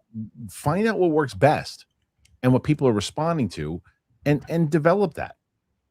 But we'll see if that happens. RonH, lost my job at Silver Cage, pays amazing. I used my card to send a $10 super chat. Kristian later pays $9 for that message minus fees. It's really true. So fook you guys. Wait, what? Shit. I'm so glad Ron's back. Ron's back, dude. Ron's back. I love Ron. Here he is. For those who have to know, my strain is Alaskan Thunderfook. Gone. Bubba Death. Bubba, to be exact, has replaced the Fukin. Zombie. I got powers now. What the fuck are you saying? But I love it. RonH. Masters tonight. It goes without saying, Bubba is coming with me. Maybe coming in with me. Not that way. And no, we are not master debating in the theater this time. Who would block this guy? I don't think anyone blocked him. Spam my KOTOR with your Spotify. All you want. Poor Ed for PLD throwing him under the bus. Ed goes like this. I didn't do shit. I blocked him from my thing. You can't block him from yours. Lincoln West. Kev, what do you think of Mando and Grogu? There you go. KOTOR fan right there. Yeah, I mentioned it, but since you spent $2 and I just see, like I said, it's fine. I mean, I don't know. I just kind of walked away from it like that was. It lost its magic, dude. Dude, I was literally. And then one point, I was like so bored, and there was a bunch of stormtroopers, and I'm counting the number of stormtroopers or whatever. I forget, bad guys, aliens, or stormtroopers. And I remember counting it because I'm like, okay, how many more? Like, because I wanted to get to the next part. Like, and I was counting. I was hoping that there would be no more stormtroopers coming through the thing because I wanted it to be the next scene. That's crazy to me. I know. And no disrespect to anybody who liked the movie. I understand why. You just weren't invested in it. That's okay. You don't have to apologize for it though. Too. I apologize, bro. That's the thing, though. The people, it's like you didn't like it. It's okay. Live daily 77 Wednesdays used to suck for me at work, but now I look forward to them. Thank you guys. Best show of the week. Yeah, I'm glad Kev's back. Kevin's going to be on Wednesdays moving forward, so we're excited. Yeah, I mean, I've been pitching for him. I'd love to like guest appearance on the other ones because for people that just see my face and they're like, oh, I don't like that guy, and they click away. I think they're missing, like, that's why I was trying to do the Smets Games yesterday with Roxy and Mike. Like, I think it would be fun to like introduce the Smets Games element, right now via super chats. But thank you very much. That means a lot. Kristian knows I like those. For sure. Dragon Breath, Walter. Yesterday, you said you'd get last place. Talking to you, but you seem to forget you won the Champion of Champions match against Merle, Rocha, and Damon. #Smasher. Yeah, I think that the reason why Kevin would, and I can speak for Kevin here, is that I think that he was in the midst of training during that time. Now he's working on this show, he's working on his show. He's not, and he's a pops now, so he doesn't really have a chance to watch as many movies too, and he wasn't training like he was then. So if we have a battle today, I think. Yeah, I would definitely like. I think Mike was quick to dismiss me that I would get last place, but I think we always have that little rivalry going. Totally. I will say this: if there was ever sniffings or whispers of the Schmoedown coming back, like I would definitely invest my time and I would get back to top shape. And I think everyone that used to play against me knows that, and I think everybody would be afraid to play me. Yeah, definitely. I think I but I have, again, my skill was invested, like putting everything into it, because I had failed so hard in the fan leagues and my audition that I was like, I'm never going to fail again. And that's what fueled me. And that's why everybody in the chat, if you fail at something, that does not mean it's the end of the road. That means it's the first step to your comeback. RonH, if I'm not asleep, send this. Am I woke? Awoke? Oh, Ron. You're gonna have an official Kristian Harloff strain. You know what we're gonna find out is that Ron's been using his wife's credit card the whole time. She's like, what the fuck is going on? Jay Barnes, don't vibe with Motu, sadly. Action visual were cool, but it was more Love and Thunder than it was Ragnarok for me. That's fair. Hope it does well for the fans. I thought it was a cross in between. It was definitely tiptoeing that line of Love and Thunder to me at times, but then it would jump back into the core of it. And there's some really cool He-Man battle scenes. I mean, there really are some awesome scenes, but then it's like right when they have these moments and you're like, oh, okay, I'm invested in the story. Dum-dum, hey, and you're like, oh, what are you doing? What are you doing? Well, maybe you could do a Kristian cut where we just cut all the jokes out and keep it as. I would love that. Serious I would as possible. love that. All right, RonH got blocked. Oh well, sorry, me. KH Smets. But I still want to know what happened. Ron, tell us exactly what happened. I'm like Barnaby up in this chat. Ha ha ha, says RonH. And RonH follows it up. Kristian and Kevin, for the sake of Pete, if there's a third guest host, please don't let it be Kris Carr. It'll be triple K. Please don't make me explain why. KK, why? I want to. It's our triple K show. Ron, there's got to be video of you sitting there. We should do a video of him sitting there right before he sends a question and these thoughts, and then you put like a light bulb over his head and like a smoke cloud, and then he starts typing. You got to do that. I blur all the time. I don't know if it's Bubba or setting through. Bubba doesn't know either. That's because he's kind of a ghost. Death Bubba. Remember? Nope. RonH Masters with Bubba tonight. Hope I think he forgot to tell us. He forgot that he just told us he was going to see Masters tonight. Yeah, I think he forgot and he toasted. People love this movie, Pressure. He said, I loved it. If you can watch the film at home, don't take my word for it. People love that movie too. That's another one I want to see. People keep talking about that movie. I love Real History, REEL History. That guy hosts, and he did the breakdown of that trailer. I had no idea that they did a dry run basically on another beach like a month before D-Day, and it went disastrous. And I think that movie covers it. And it was like another beach. I forget the name of the beach, but they got their asses kicked. A lot of dead bodies, like a lot of deaths. And it just leading up to, it was like in April before June and D-Day. And I think that movie covers it. So, all right. Aquarius 7655. Do you guys think Mike would have had all those defenses had Smets not had to step away from cancer? Love the Wednesday shows. Keep it up.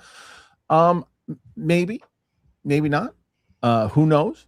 You never know. It's like Mike was on a roll though. Mike was on a roll with those wins, and I know what Kevin's going to say. Kevin said he was playing long at home, and a lot of them. I didn't play long. I have a story. And I was standing right next to Rachel. She'd confirm when he played Chandru at Scum and Villainy. I actually came up and watched it live. I went perfect in that match. Okay. So, and that's when I started training again and stuff. So.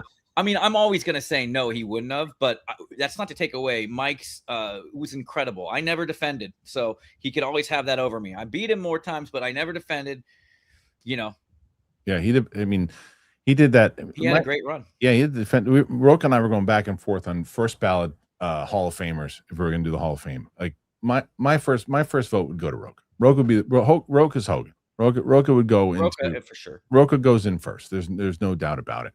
It depends on like what you're putting people in for, right? Is it inner geekdom? Is it for overall? Is it for teams? Right? Like, so there'd be it could be. I mean, that might be a thing that I do if once we run the entire Schmoedown on the Vault channel and we find a new audience, whatever it is, running like a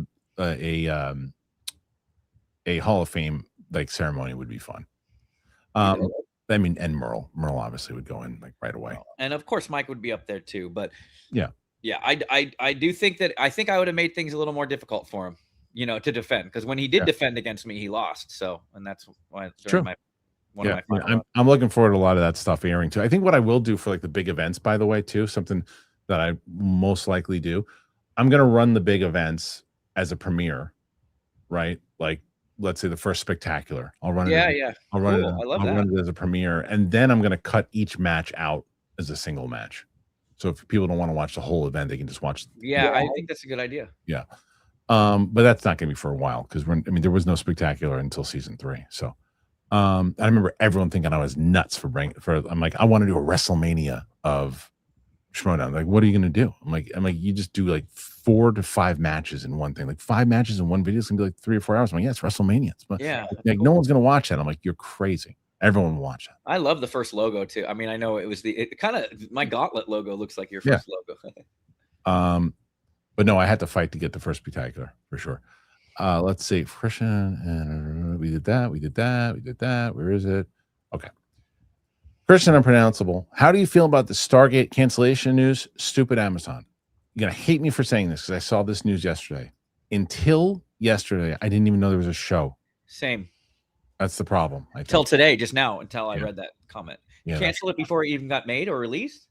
I don't know. I have no idea. So let's see. RonH, love how you're releasing the videos on the vault. And Alyssa Milano, that's the answer to a lot of things. Teen Steam, we don't mention that. You're totally like that. Alyssa Milano poll is pretty awesome. My that poll, because she was just like, I don't know, Alyssa Milano, which reminds me. It's funny though too, because if you watch that match, I'm like, I kind of lead her to the answer. Yeah, you help a little. Yeah. And Ken was like, what's going on? I'm like, think of any 80s TV actress from back then. She goes, Alyssa Milano. Great. There was a I pulled one when I teamed with Mark and Draco, won one match, and we lost in like the final, but we did really well. And Draco said we had our highest team percentage. What was the name of that team? Oh man, I remember. I was going through when I was like, so it took me. We were named No Pants. No pants optional. Do you know? I texted you.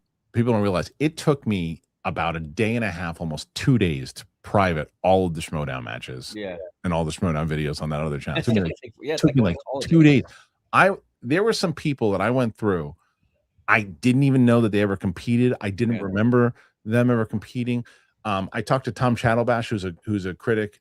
He's a guy I've known for a long time, and now I see him in New York all the time. And he was in the FCL.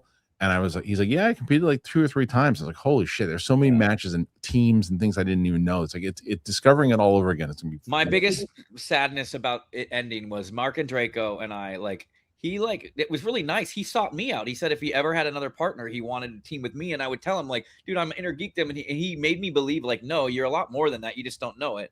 But there was a poll where I didn't know that it was like what famous musician was in this movie or whatever, and it wasn't Labyrinth, but I just went to Labyrinth in my head. I'm like, 80s. I just said David Bowie out of nowhere, and it was that. Right? It was that, and I had no clue. It was kind of like Melissa. Like I was just like, oh, David Bowie, hilarious. So I had my David Bowie moment. But that would have been fun. Chef Awesome. I started watching you guys back in the Schmoes No Days. My brother was murdered. Oh my God. I'm sorry, man. I'm very, very sorry to hear that. And again, I lost a brother myself. So that's shit, man. I'm really sorry. It helped me get through a real dark time. For that, I'll always be a fan. Patriots are goated. The Patriots are the best team in the Schmoedown in the history. When I cannot wait for people to watch the Schmoedown vault and go through the journey of the Patriots again. They were awesome. I'm going to put that video up of the decision with Clark Wolf. That video is historic. Like, have you ever seen that video? I don't know the decision. I just know the trial. But the decision, what happened, that was right when the league was starting to cook, right? And so Clark Wolf was becoming a major star already. She was the first real female competitor to start going on a run. And she was already like 3-0. She was getting a title shot with Dan pretty soon.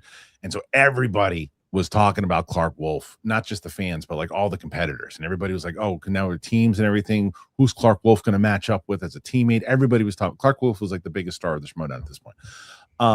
So JTE, I was in my office, and this is when kayfabe mixed with reality. And he was still in a team with Bobby Finstock.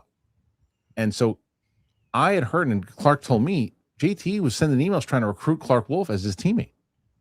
And I'm like, this guy's still in the team. I'm like, I told Alice, we got to use this. We got to use this. We got to do a whole thing. So we didn't tell JTE. JT comes out, and Clark Wolf, we said Clark Wolf's going to make her decision who her teammate is tonight. And so the first thing that we did was we basically exposed JTE for, trying to leave Finstock. So Finstock had his first kind of babyface turn. And so Finstock turns babyface and joins with Makuga, and they join. Mega Powers kind of join up. They become a team, and everybody loves it because they love Makuga and Finstock. And then so Clark Wolf comes out, and he's like, fine, I'll join Clark Wolf. And she goes to tell him. And at the time, JTE's biggest rival was Mark Riley. So she introduces him. Mark Riley is the current champion at the time. So Mark Riley comes out with the belt on and the Wolves of Steel form, and was like, they're going to be the next champions. They're going to be everything. And so JTE has no idea who his teammate's going to be. He has no clue. For real. I don't know if everybody knew this. I don't know if anybody knew this story. So I'm sure I've told it before, but I'll tell it again. I had brought Jeff Snyder because Jeff Snyder was itching to play, and he played a couple singles matches, but he was itching to play on teams. And I told him what was going to happen. I said, she's going to reject him, and then you're going to come in. And he goes, what if he says no? And I go, well, then you can challenge him to a match if he says no. I love that. It's like half shoot, half real. Yeah. And he goes, all right, fine. So when he's there and he's talking to, and JT goes, you don't think I had a plan? You don't think I was ready to call somebody? He's not talking about Jeff Snyder. He's talking about, I don't know who the hell he's talking about. You don't know who he was going to talk about. I have no clue who he's talking about. And then it might have been Mance, or I don't know who it was.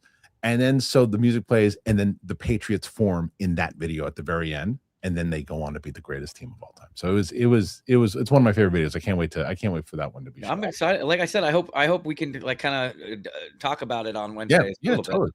I love that people are getting excited about it again. It's fun. RonH, in the battles, were the contestants allowed to watch a bunch of films before the actual match? Were they given possible topics beforehand? But Kevin, you see my point with creating this channel now? This is new. Like Ron and other people are asking questions about it. So yes, they could watch. So Kevin can tell you they did full on study sessions. They could watch things right before the actual match started. It doesn't. But no, they were not given possible. The topics, I think, Kevin, you can tell me how it worked, but I think that you didn't really get to. There was a wheel, Ron. So for round 2, you knew the wheel. Like you knew the wheel for Inner Geekdom because it didn't change much, right? No, it changed. It did. Okay. It definitely changed. But we would see it a half an hour before the match. Okay. I never did this, by the way. This weird. Chris, he was like, do you want to go? You see the wheel? You want to go run up through your notes of all the wheel? I never did that. I was like, when I got there, everything that I had my prep, and I was like, when I'm there, I'm not racing through info. I only did that for the free for all with, but like for my Inner Geekdom, the way I prepped, I was already ready to go. Seeing the wheel didn't matter to me because I was prepped on everything. I didn't want to all of a sudden see something that might confuse me about something else. But yeah, we had a half an hour lead time. Okay. Smog. Now I'm become Smets. Futug, Hammy. Ooh, Buster Beyond. Final Supergirl trailer is out and it's peak. I should probably watch that. Interesting. I'll probably watch that later, do a reaction to it. RonH would participate in the chat, but I got blocked. Sorry. Well, I think this is before you got blocked. RonH, I'm back. I think maybe. I love the saga of RonH. Yeah, it's hilarious. Haskell 420 needs to chill or read faster, please. Sorry, I'm Canadian. Bubba says we're all good. Ha. Perfect. Jacino, show Smets the Rocha same Eagle clip. Shout out to me. No, I don't even think we have it anymore. I can't. I can't. I promise you can't because the last thing Rocha said right before he signed off was, "You're not going to play that clip again." That video again. It's true. Rock movies with Tyler. Yay! Smets is back. He's back. To which it says, "Here, Smash." There you go. Oh, thanks. Smaug. Smets for young Luke solo film. This is the way. There you go.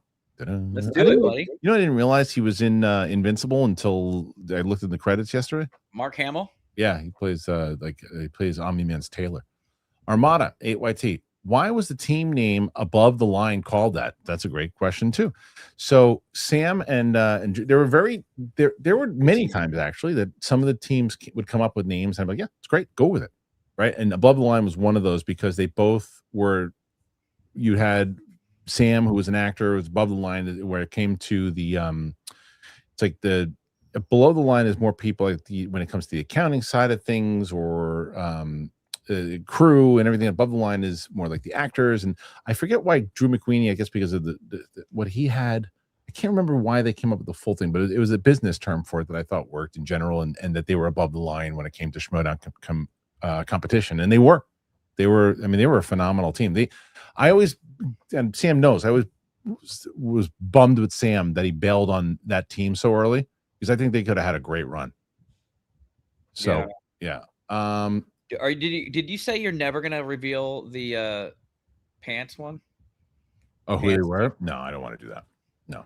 Will you tell me off air sure, when we wrap? Yeah. Okay, let's see. Go, pal. My dad said he bought me a Megatron on a business trip to Japan, but even in the 80s, they weren't down with carrying a gun through airport security. It's so true. That thing looked real. They said he could mail it home, but it never came. Yeah, probably took that, and it's in their basement right now in a glass case. Were you a G.I. Joe toy guy or a Transformers more? Or more of a G.I. Joe guy, but I had a lot of good Transformers for sure. I was He-Man, and I would steal my sister's Barbie and like have like Skeletor kidnap Barbie, and then He-Man would have to rescue him. Yeah. I kind of played with Barbies too, I guess that means. Let's see. Armada. By any means, trailer is nuts with Yaya and Wahlberg. Oh, okay. I'm gonna check it out. Didn't know what it was. Go pal. That obviously wasn't childhood trauma 40 years on. I think it might have been, my man. Chef, speaking of farts, the new Bloodline story feels boring and the writing is lazy. Kristian can make a Masters of the Universe comic. I know there are legal issues. I read. You know what I want to do is I want to give it to Smets the master. I think I gave. I think you sent it to me. I just haven't read it yet, but I do want to see it. I want you to turn that into an animated film. AI. Yeah. That would be rad. Noah Lawson, why exactly do you want Adria Arjona as Wonder Woman? I thought she was fine in Andor. Fine? She was incredible in Andor. She stole the show in season 2, but wasn't a standout in the show. There's your answer. Genevieve O'Reilly was a standout. Season 2, she stole the show in every single scene that she was in. She stole the show. And I'm watching it again. She's just, and she not only is she just drop dead gorgeous. She's got the stuff. So I think I'm very jealous of your watch through too. The Andor, what a brilliant idea! Andor, Rogue One, A New Hope. Isn't that Empire, cool? Then go back for the flashbacks. I'm jealous of Sam. I'm jealous. I would love. She's experiencing like the Empire and other things in ways that I would love to have, right? Because she doesn't even know who Luke is. She hasn't even met Vader. She's getting invested in the Star Wars atmosphere and before any of that stuff. Yep. And then leading into Rogue One, it's going to have so much more of an impact for her with Andor and everything else too once it starts. And like when she finally, when the end of Rogue One happens, she's going to be devastated. Yeah. Yeah, dude. Oh, I can't wait. I mean, I don't have a lot of time, but I can't wait for you to see some episodes of Invincible that I have pegged, like I keep looking for. Okay. And Andor. Yeah, I'm thinking about this. I might just bite the bullet and just watch the whole damn series. Even if it's not, I mean, I looked at the numbers right now. It's not doing well. Yeah, it's not doing. At least do the final. I think the last episode of the first season is like the. I'm gonna watch. I don't want like the difference between this and like Demon Slayer is that I started doing Demon Slayer. I was like, you know what, I'm just gonna finish it. But then they freaking put a claim on my channel, and I'm like, because I put a 7-second short, and I'm like, screw that, I'm not doing that anymore. Giving me PTSD. Yeah. I don't want to ever hear about that shit again. Eric Johnson with a massive 150. Oh, yeah, that's right. Derek Johnson with a massive 80. Derek Johnson with a massive 50. Derek Johnson with a massive 100. What? I didn't see all of it. That might have gotten you over Rocha this week. Look at my face. You just made my day, DJ. Thanks, man. Derek. Noah Lawson. I think the humor in Masters was a studio note. So many Hollywood blockbusters, the past 10 to 15 of the goofy, out-of-place humor the MCU made popular, and we're all sick of it. So I think that's partially true. I also think, I mean, even watching Travis Knight crack a couple jokes at the intro the other night, I was like, wondering how much he had involvement in it. But here's the reason why I think it's a mixture of both. I was in the room of conversations with this project back in the day, and it was always the same conversation. And even Mike said it a month ago. You can't make Masters of the Universe serious. You can't. You're basing that off of the 80s, just the 80s animated feel. And even the 80s animated had some really good story. Yeah. And jokes would be there and some kind of goofiness here. It wasn't this joke fest every 5 seconds. But I've been in the room where they're like, "Oh, it's a purple tiger," there's because the purple tiger was Skeletor or Panther rather, and he was not in the movie. The purple panther, and it's a green tiger, and it's all this other stuff. You can't make it serious, and it's like that conversation. Star Wars had a little imp that was green with big ears. Like that definitely came up again. I can guarantee you that and they decided to not, and they thought that they'd have a better chance getting kids in the theater than anything else. And that's the thing, is they're trying to appease to a generation that doesn't give a shit about this, in the same way that Star Wars is losing that generation.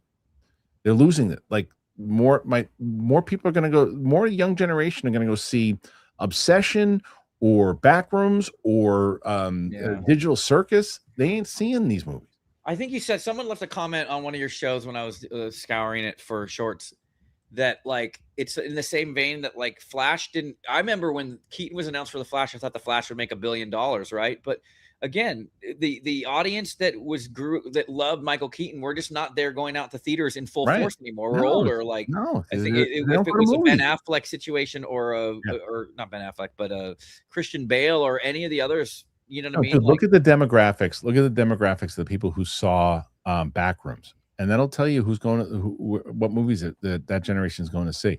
RonH, Derek Johnson's on cocaine. Someone better watch him. Matty B, wrong guy to ask. Matt throwing cash and ships all over the damn place. And this blocked a-hole me spending dollars. Fook. You gotta there's gotta be. Look at this. Oh my gosh, Derek coming back in. Derek's not done yet. If I'm the winner, when you announce it, don't just be when you tell all the others, because I don't say, oh, it's because of one guy. It's a group effort. I don't ever do it. There's a lot of people put in, and it's and that's not true. One guy. Dude, you have almost 80 questions. Wow, this is like I've never been at the 80s before. No, people, you're 79 right now. You gotta give me good week today. And look, it's Kira. It's because of Kira. Look at this. Gifted 10 memberships, and I don't know if PLD or Luke are watching right now, but I'd like to see, because he just put in 10 memberships, which is massive and at a big level here. And Derek always and it's a great time to be a member in general. But then Matty B just put in 50 memberships, which is massive. Does that count towards the total, I guess? Yeah. But that's the difference now between the monetization because they're giving memberships, and memberships are huge, and the bigger memberships too. So that's a great gift to give in general. And then I think we're going to be close to 1,000 members in general between both Derek Johnson and Matty B. That was big for the channel in general. Look at the support from both of these guys and everybody. Go, pal. I don't know that I've ever heard of that valley. I know. Well, it's very green. I know. Sounds like it. Matty B. I don't do the most, but I do a lot. I'm going to make a toast because we still alive. No big. I feel like Pong. I shoot the short. I shoot the shot. Brr, brr, brr. I'm coming in hot. Aye. Thanks, Matty. Did I eat again? Thanks, Matty. RonH, Matty B, Derek Johnson throwing out shit like Jack Nicholson Joker hopped up on Coke Classic, and that bats ruins the party. Prince unable to do anything. I want to party with these two and the Joker. Same. Oh man, Wednesdays. I love it. Look at this. Wiley saying, let's get that dub for Smets. I think he's got a shot. Yeah, Wiley. Thanks, man. He's got a shot this week. Dragon, Breath, Walter. Support for Kira and Kev. Oh, that's nice. Oh, thanks. That's Walter White, it looks like. Yep, on the thing. Seems like it. The Little Yankee. Support for the Maisie and Kira show. That would be hilarious. How old is Kira now?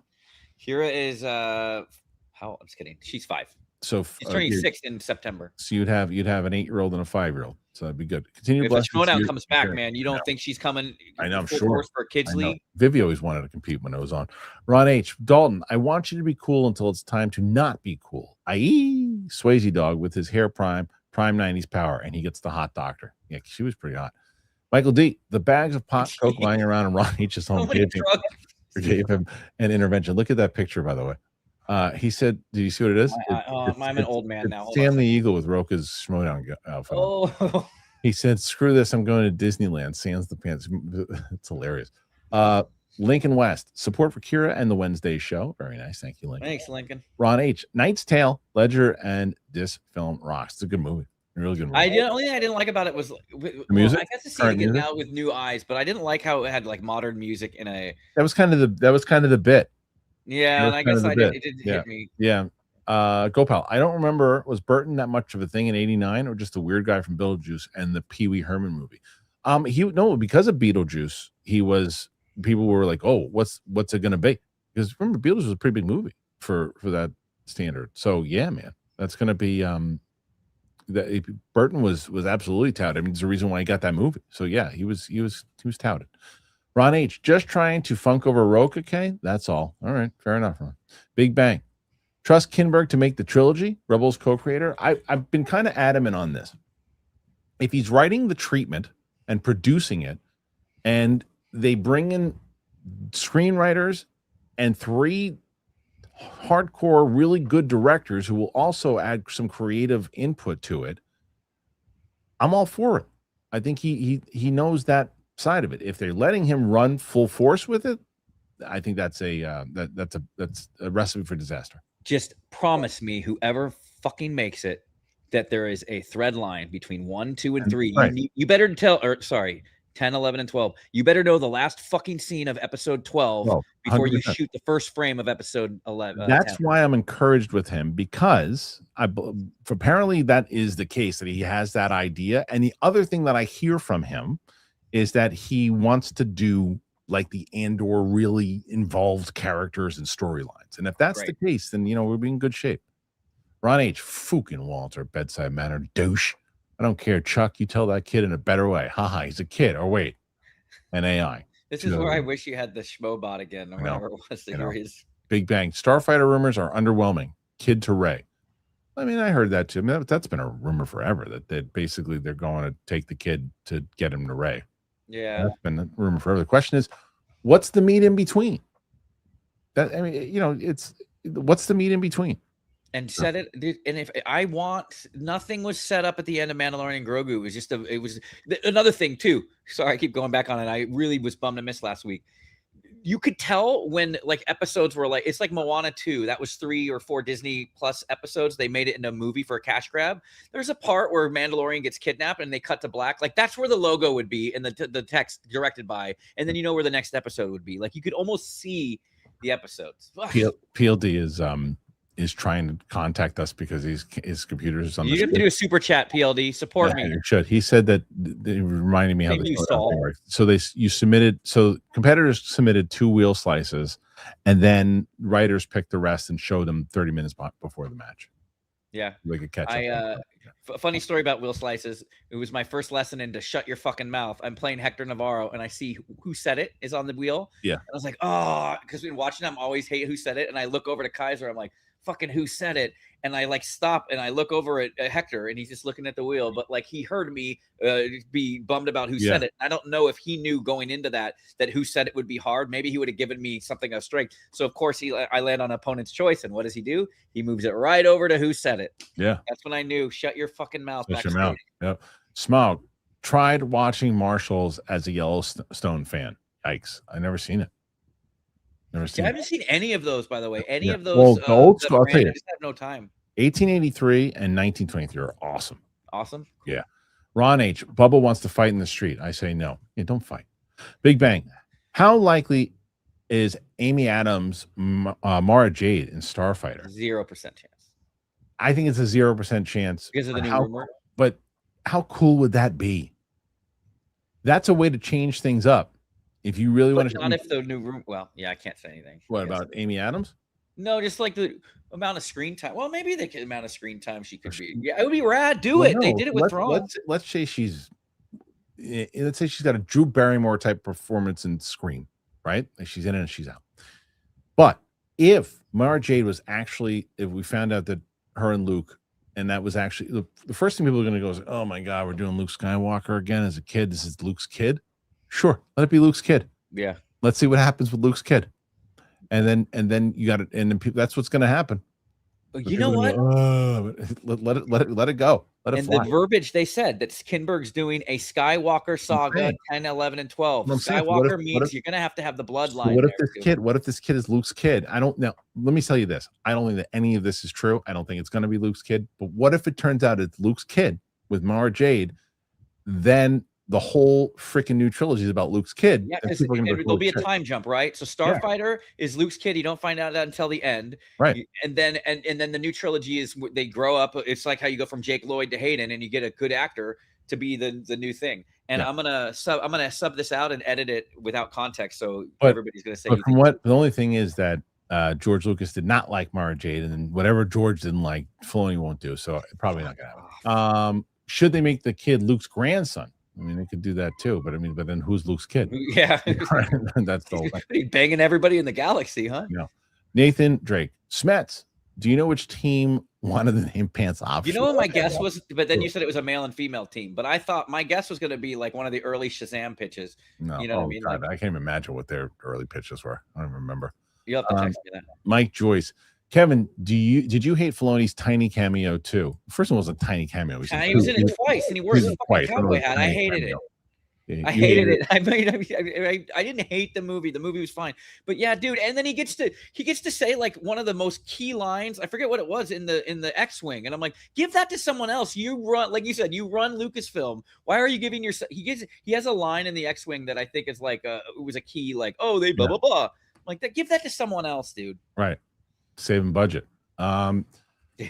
Ian Davis, where does Star Wars realistically go after Starfighter? Is going the Rey route or the Kinberg trilogy after actually a smart move? I think they need a full pivot and they hire Smets to do KOTOR movies. Yeah, from your lips to God's ears, man. Listen, man, don't get your hopes up on KOTOR. I told you a million times over, ain't gonna happen.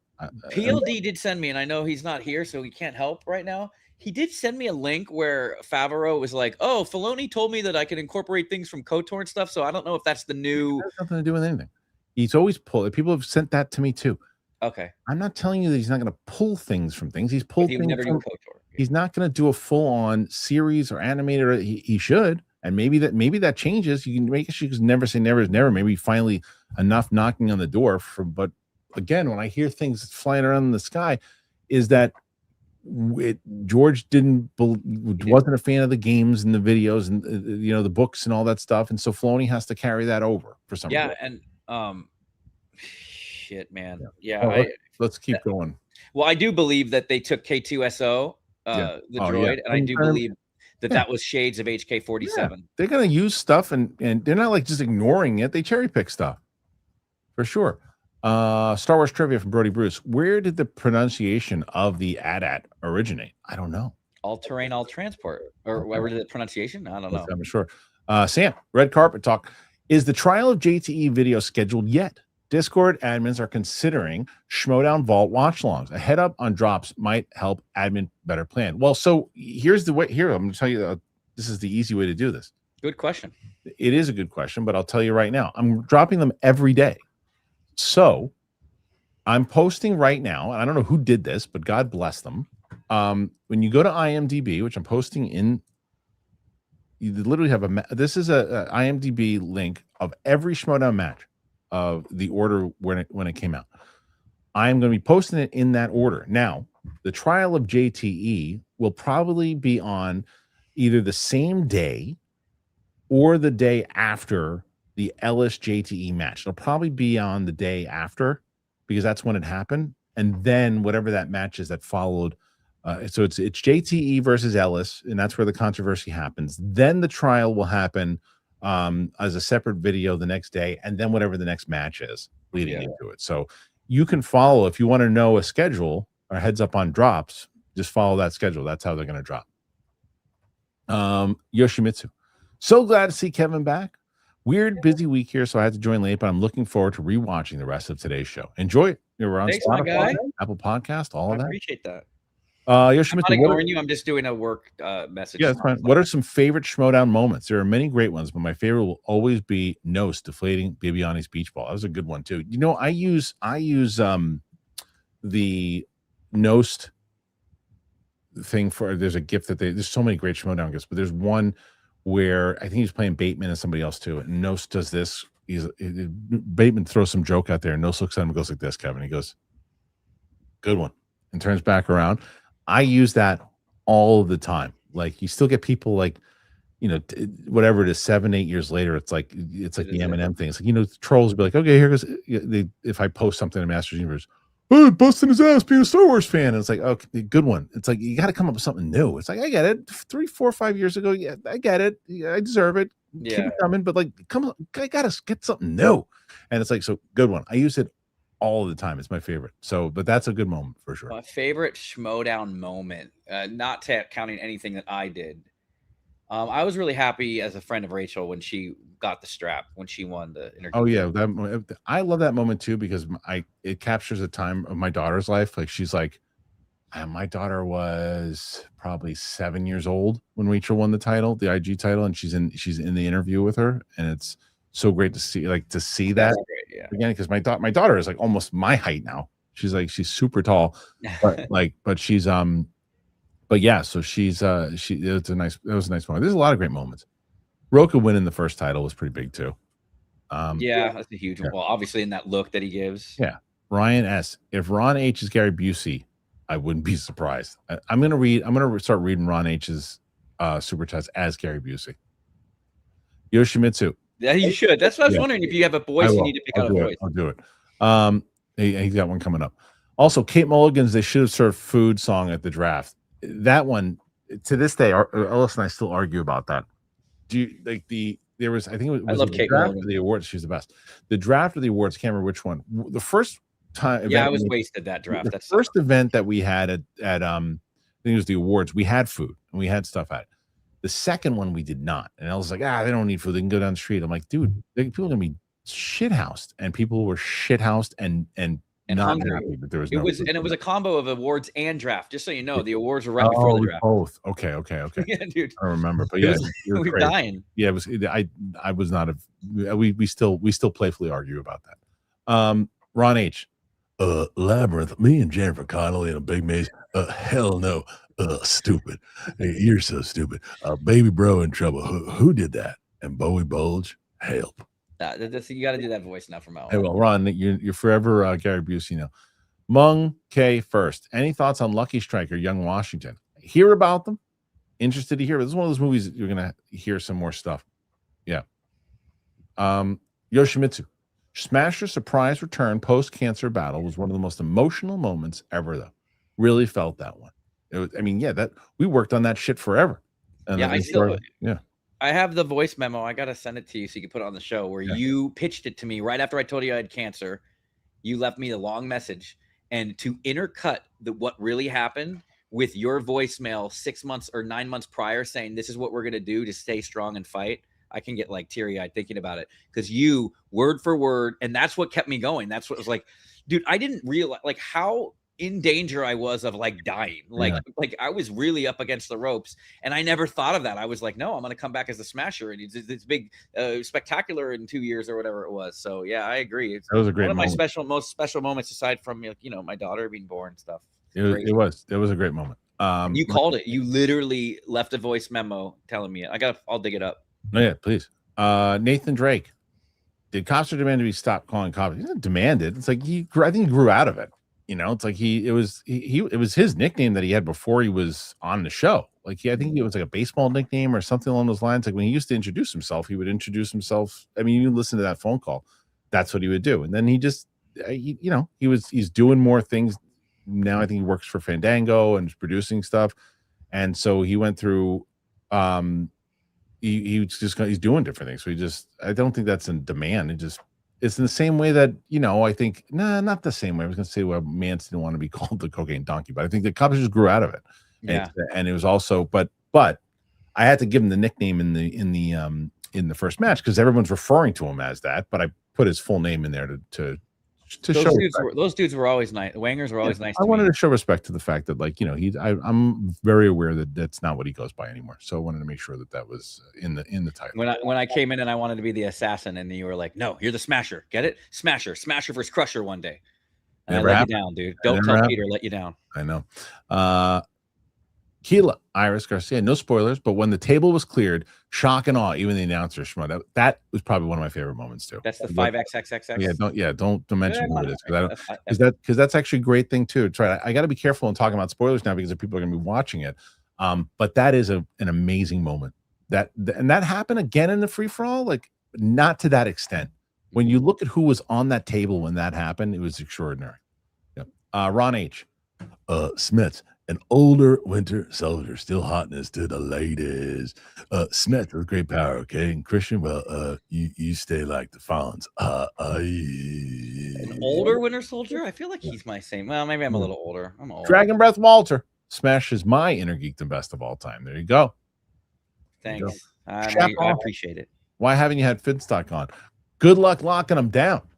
I had a conversation with him a couple weeks ago. He says he's coming to New York soon. Maybe if I get him, maybe he's in New York, I'll get him in the studio. But I was also saying it would be cool. Like, I don't know if you ever want to do it where we can bring on, I bet Kaiser would be fun with us too. Like for a onesie.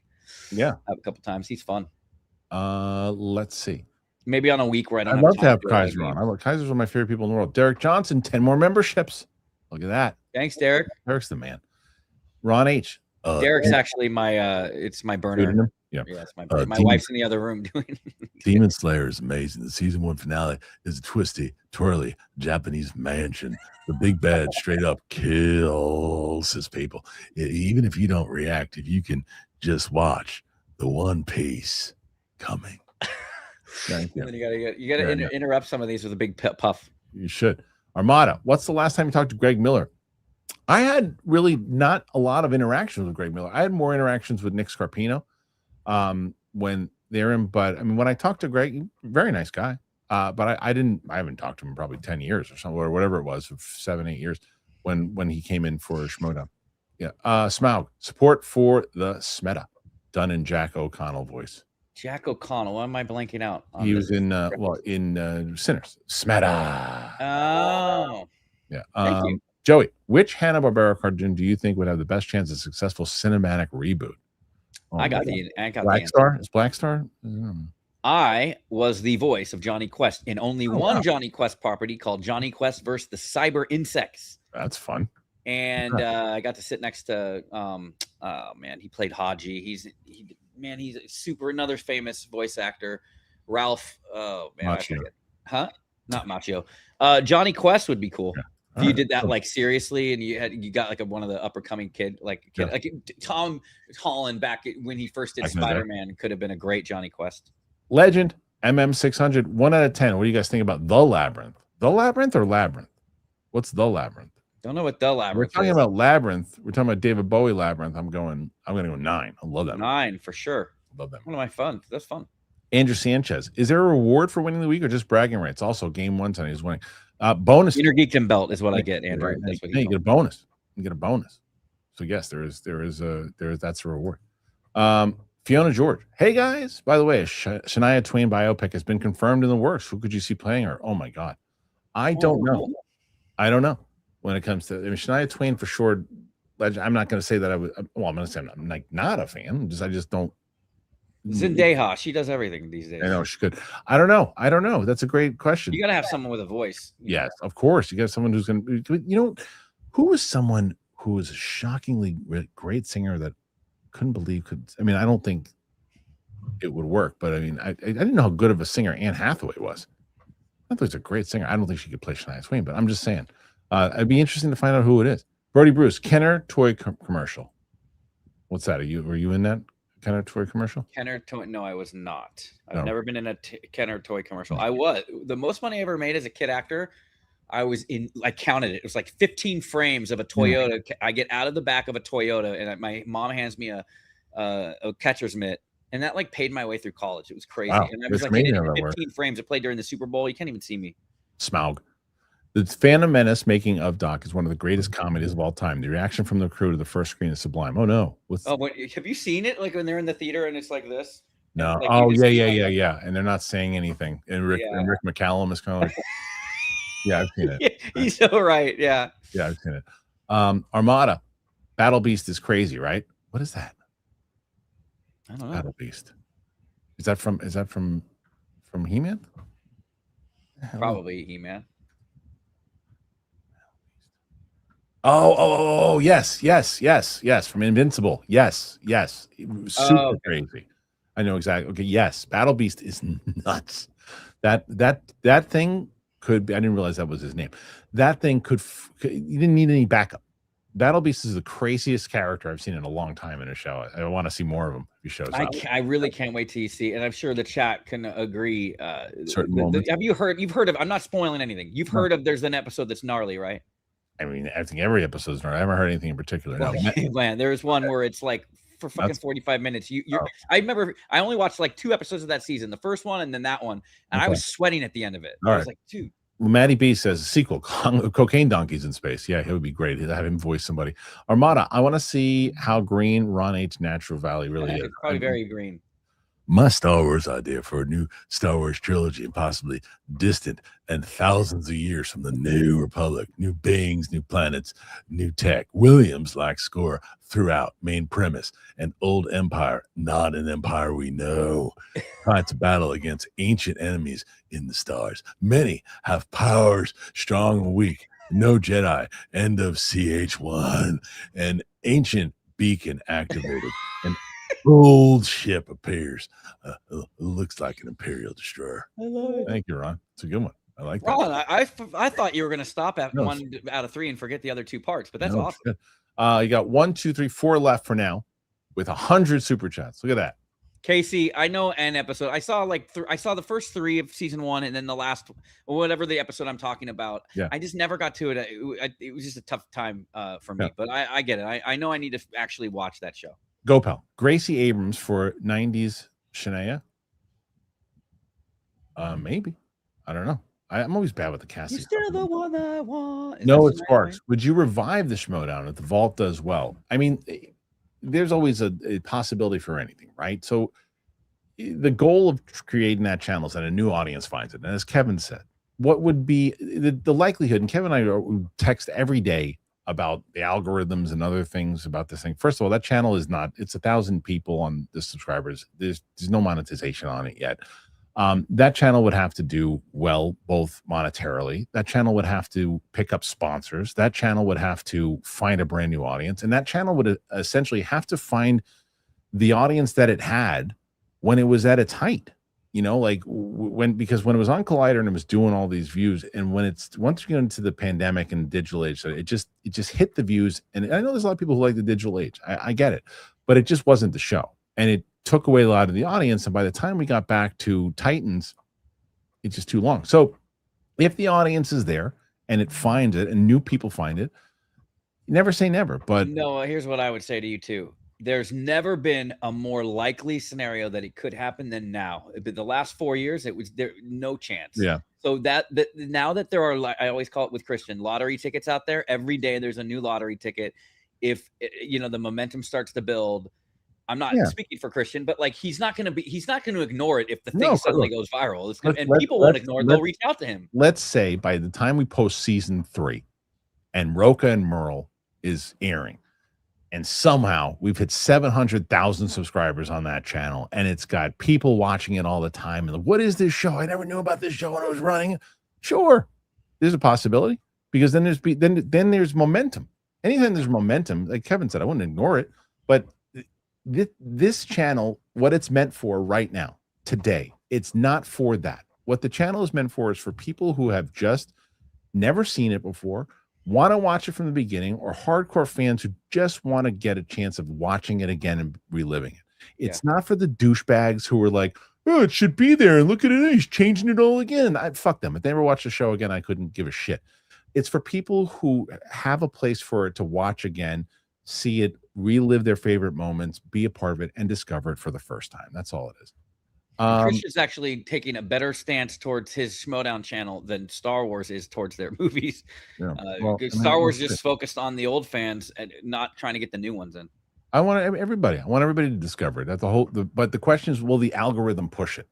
If the probability is probably not, but very low probability. Probably you never know. And I like I said, me in the shorts. You never know if I get a task going. But comment on it. For people who are watching the channel now, comment on it. Click like, tell people about it, share it as it's coming in. Now, these matches, you'll see, like the original matches, these are not going to be the big shareable matches, the first season 1, season 2. You'll see the evolution of the show. You'll start to see the promos. You'll start to see the characters. You'll start to see the championships. You'll see the ranking. You'll see the competitive. You'll see it grow all the way through and understand why people talked about it and got as into it as they did. But you can watch it from the beginning now. Yeah. All right. Battle Beast is also a good band from Finland. Oh, all right. I feel like there was a good Sega Genesis game called Battle Beast, but I might be wrong. Too. Armada. I think you might be right. Armada, thoughts on Mike in Breaking Bad? He's great character. Do you know Sam has never seen Breaking Bad? Brother, I think you're gonna have to do that. Yeah, I think wonder how that, like, yeah, she's never. Yeah, I'm watching it with my wife. It's taking us forever because we're parents, but like she's never seen it too. So Sam's never, but it'll probably be next year. 3 seasons. RonH. Busey is not a guy to fuck with. He went up against a predator with a fire extinguisher. I remember that. Yeah. Yoshimitsu. I look forward to Sam's reaction to Leia trying to convince Vader that she's innocent when he just saw her ship flee the Battle of Scarif. Yeah, I feel like I used to think that it happens right after, but then I think in canon, like there's a couple of planets they go to be. They don't just jump to Tatooine, not right away. Yeah. Noah Sparks. Shout out to Kevin my new favorite co-host. Who got Thanks, replaced? Noah. Who got replaced? That's what I want to know. Oh, Yeah. There he is. appreciate Sean. you, man. Just dropping a line, gentlemen. All the best. Much love. Miss you, man. He's the best. Love Sean. Armada. I feel like RonH's Bubba is the new Patty Boy. Maybe. And then finally, Go Pal. I think the Genesis name is Altered Beast. There's Altered Beast, and then I think there was one called Beast Wars, which it was like a fighting game. Like I remember renting it, and I was like, oh, it's like Street Fighter, but with like Godzilla type characters. RonH. Has Kevin Smets met Kevin Smith?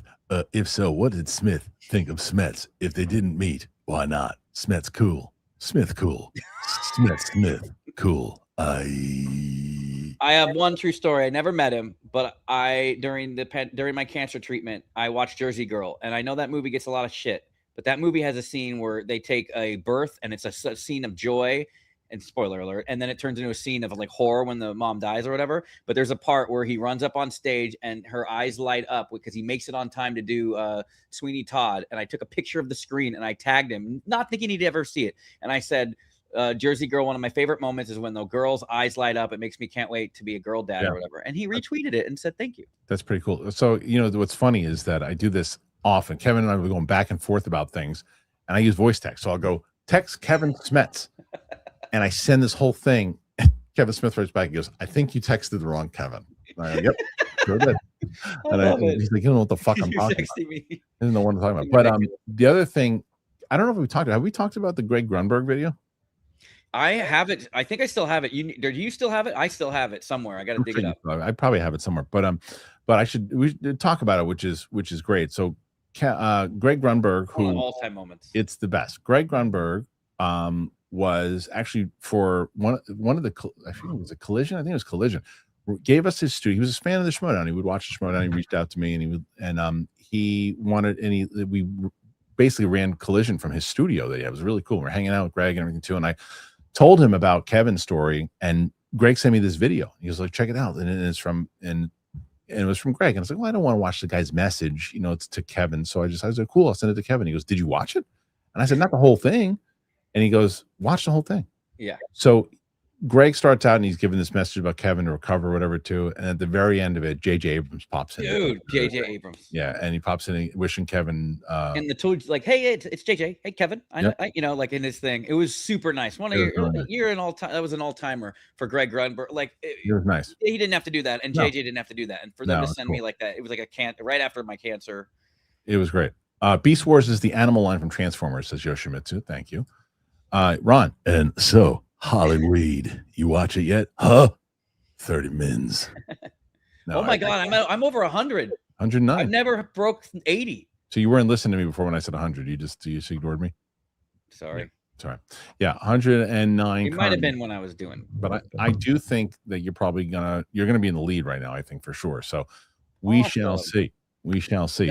And I appreciate that. It makes me feel good because I'm going to go back to my kid. She's also nervous to do it. I'm be like, dude, it was one of my best. This is my best show ever. Maybe. So what's going on with you? What? Yeah, you could go to Where to Find Smets. If you could put that on the full screen there. It's easier to say. I have way too many channels, and the channels are under one umbrella. And Inside Story, that sucks when they're all under one umbrella. But I'm looking for it. But he's looking for it. It should say Where to Find Smets updated. I see it. Yeah, there you can find me there. At the real Kevin Smets, Level 1 Lunatics, my video game channel, Star Wars Squad's my KOTOR channel, Stomaversity's my Stoma and Cancer channel, Score Blender is my musical mashup channel. And you can find me there. I do a lot of fun stuff across all of them. I've been really I've peeled off a little bit right now. I've slowed down. I'm trying to focus on my real jobs. I was working 2 jobs at once last week, and now I'm working with Kristian. So, but I'm going to, once these channels are all going to have their own identity, and it's going to be really good. But the one I'm most stoked about, obviously, is my KOTOR one. We hit over 100,000 subscribers this year. And then Stomaversity, because I help people. I get messages every day from people fighting cancer, dealing with their stoma, their ostomy. And it means a lot to me that you guys would come out and support. Yeah, 2 more here.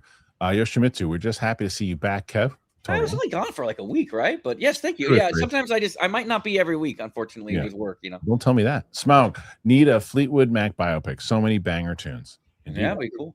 All right, guys, thank you so much. Thank you to Kevin for being here today. Thank you to Kira for being here today. Thank you to PLD, Luke, Jonathan, everybody who helps the show in general. Appreciate you guys. Thank you to the amazing donations that you guys put in here today. Of course, everybody, Derek, Maddie B, RonH, everybody. You guys help make the show wonderful. Go to the first of all, go and check out the Discord, because it looks like they're going to be doing some watch alongs to the Schmoedown Vault channel, and check out the Schmoedown Vault channel. I'm looking at the vault right now. I'm going to see what the vault has currently, just to see. I think it was at 1,500 subscribers last I checked. Do it on the your YouTube studio though. It's more updated than if you just do the channel. All right, hold on. I'll check. I'm going to check currently right now and see how many subscribers. What do you want to have a guess, Kevin? It was 1,500 before. Sorry. It was 1,050 before. I think you're at 1,074. Currently at 1,084. Close. Oh, 10 off. 1,084. So 1,000 subscribers already. Just launched it. Over 2,000 views on the channel so far. Just launched it, which is amazing. A lot of comments coming in, and people are checking it out. So people are looking at this as a daily treat. Some great comments so far. My favorite thing about it too is you have a little more excitement. I know that it was very tough for you to have to let that go when it ended. What I like about it is you have that excitement. There's just that little twinkle in your eye about it again. And I'm not saying that you were like over it, but it was very hard for that thing to end. It was such a big part of your life. But it was. Back in it. I was ready. By the time it went out, I was ready for it to go out. But you know, it's great reliving all of it from the beginning to see how it came to be, and watching how it was just a silly little segment on the Schmo show to what it eventually became. It was Mark and I were really hard on that show. So it was. I'm glad that people will be able to experience it. So that show saved my life. Just so you know, that show literally saved my life. So. Thanks, brother. You did a lot. You just looked like Finstock just then when you did that. What? Hat? Yeah, look down. Yeah, just like that, dude. That's crazy. Here, wait. Hold on. I'm gonna mute you. Wait a second. This is great. Hold on. Just look down. Look down. This way? Yeah. Hold on. Just wait. Hold on. I'll do this. Let me just get rid of this thing. That we got this. You should turn this into a bet. Oh God, I don't know what I'm doing. How do I get rid of this? Hold on. No, I know what I'm doing. Just look down. Just my head is all messy right now. No. Just look down just a little bit. Yeah. All right. Listen. There's a lot of things I could say, but I won't. You think one guy can do everything that I do?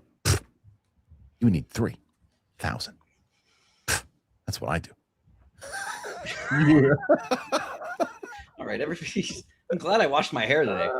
That was amazing. Like Finstock. That's hilarious. All right, I gotta go, Kristian. Right, I actually do have to go work wise. So text me the pants thing. I will. All right. Bye, everybody. Thank you guys so much for being here. Hilarious that he actually looks like Finstock there. It's really amazing. All right. Thank you guys. We'll be back tomorrow. I got to figure out. Kris Carr is supposed to be on tomorrow. And we're going to do the show a little later tomorrow because I have a screening in the morning for Disclosure Day. So it's going to be a little later. So it might be one of these things of like, hey, I just got back to the studio in time. Let's go. So just to let everybody know, it'll be a little different tomorrow. But Friday will be normal. Friday, we're going to have me and Winston back on. So thanks again. Appreciate you guys. Apple Podcasts, Spotify, anywhere podcasts are found. PLD, text me if you can do the Spotify thing. If you can't, I will do it. Thank you guys so much. Appreciate you. See you on the flip side. Bye.